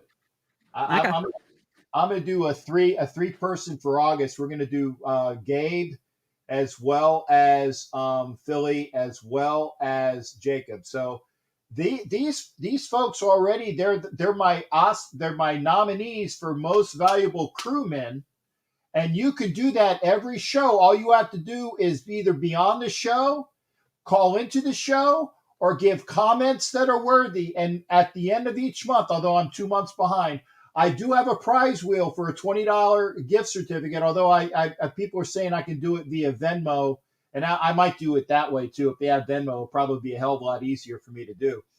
But again, come into the show. We appreciate everybody being here. We went a little bit long. Gabe knows about his Giants. Jacob knows about his Browns. Paz Philly knows about his Eagles, and I said that correctly because I used to live in Philly. These kids know, and they're proud to be on here, and we appreciate the camaraderie that we have. If you're coming in late, we apologize. We were about ready to cut, but I'm glad that I let Gabe in on the show. And again, I'm going to add him, Heidi, because it's always good. We love having you here because it is the Captain and Wenches show. If LM is still here, we love our Raiderettes. I want this to be a purely Raiderette and women that love football show. And to get the word out, guys, you're always welcome. But I want this show to be lots of estrogen. And that's what I'm looking for. So make sure you tell your lady friends to get out there. But until we get that, we invite everybody in here. Heidi, what any good final? And by the way, I'll always thank you for always being here, Heidi. I appreciate it. This show wouldn't be what it is without the content and support that all you ladies do give me, and you've been a stalwart. And I can't give you a $20 gift certificate, but I definitely owe you a dinner after midnight, like I owe for Angria. You know, so we can do that, and one day. And a nice dinner, because I eat well. I will do that. One day soon. We'll do that. Parting thoughts, check out the Only Nation podcast on your favorite podcast app. Go to onlynationpod.com. Just released a new episode today. Preseason roundtable discussion. Check it out. There you go. And my parting thoughts is obviously you're watching on YouTube, but if you ever miss a show, I am on my podcast. I download this show and I'm on all the podcast things as well. So make sure you check that out in case you miss it. I'll always watch. If you can't watch, listen to the podcast. And I will say this, I will be doing, or at least I plan on doing the color cast that I was doing last year on the Apple app, the Colorcast app. So if you want to listen to me broadcast the game as a Raider fan that will give you good coverage, but in a Raider slant, make sure you'll follow me on Colorcast. I quantify this and say this, okay? I will be doing it providing I have Wi-Fi and the availability of Wi-Fi, okay? If there is no Wi-Fi, because I'm going to a lot of the games, I can't, have Wi-Fi come out of my ass. So if you don't see me on, there's a reason why, okay? But follow me on Colorcast, and we appreciate it. And Ruth Chris my ass. We ain't going to Ruth Chris because first off, Ruth Chris and Shula's and Charlie's, their steaks are overpriced and they're not that great for the price. Okay. I'm serious. I would rather take you to Texas Roadhouse because the steaks are better. The salads are better. The amenities are better. Yeah, it costs less, but it's a better meal. Because I think if you go to those steakhouses, you're paying through the nose, and then when you get out, you go out, you're like, what the hell did I just spend $200 on? And I'm still hungry. Let's go out and get a burger. Ruth's Chris tastes good. I mean, they're not bad, but they're not the be all end all of steakhouses. That's for sure. They're a mass produced. They're a fancy sizzler. Yeah, there you go. I mean, I'll be out. I've been to Ruth's Chris 2 times. I wanted to make sure I had it right. 2 times. I've been 2 or 3 times. And I was not impressed. I've actually, like I said, I mean this. I would rather go to Texas Roadhouse or Longhorn, where I know the quality is going to be consistent each time. And that's what I want to enjoy the meal and know that that the price I pay is for a good steak. And I'm sure maybe Ruth Chris says that you get that wonderful steak. And I'm not belaboring Ruth Chris. Maybe I just went the 2 times that it really sucked. And I'm willing to give him another chance. But I'm telling you, if I go back to Ruth Chris and I have another crappy, I almost said the S word, and I have another crappy steak, management will make sure, trust me, I will be on the news. Irate Raider fan blows up at Ruth Chris Steakhouse. I love Black Bear Diner, Vicky. We don't have them up here in Alaska, but I love them. I loved them when actually on my way up to Alaska last year, we stopped at the original one in Mount Shasta. It was good. Yeah, I'm holding. Do you know what Black Bear Diner is? Yeah, actually, we went to the Black Bear Diner in Madeira because it was right next to our hotel, and we had a fantastic meal. Yeah, they're good food for a decent price. Yes. And like I said, I don't mind. Trust me, I don't mind spending money. But if I do spend some money, I want to feel like the money I spent was worth it. Yeah. And like I said, I will never, ever, ever again go to Shula's. It's not about the dolphin. Because it's like it's a la carte, all the crap. You spend like $50 for a steak at Shula's. Oh, would you like a potato with that? Yeah, we'll give you a potato. That's $10. Would you like some butter with that? Well, that's $2.50. If you like some chives and sour cream, I'm sure that costs money too. And then, would you like some vegetables with that? Yes, the veggies are $7.50 as well. Would you like some water? Yeah, the water is probably $3. I'm not being facetious, folks. You pay for everything. Like a discount airline. Yeah. The ticket's cheap, but you have to pay for your carry-on baggage. Yeah, but it's not cheap. That's the thing. You know, it's everything is a la carte. So.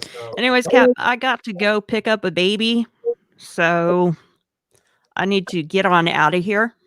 I'm sorry I kept you overtime because we had those late people come in. That's okay. Out the Only Nation podcast. Make sure you check all of our things out, and we thank you for being on the show. I'll put everybody on the prize wheel. Love you there, Heidi. You take care of yourselves, and best to all the ladies up there. All right, love you too, man. I'll talk to you soon. All right, take care. Heidi. Bye, everyone.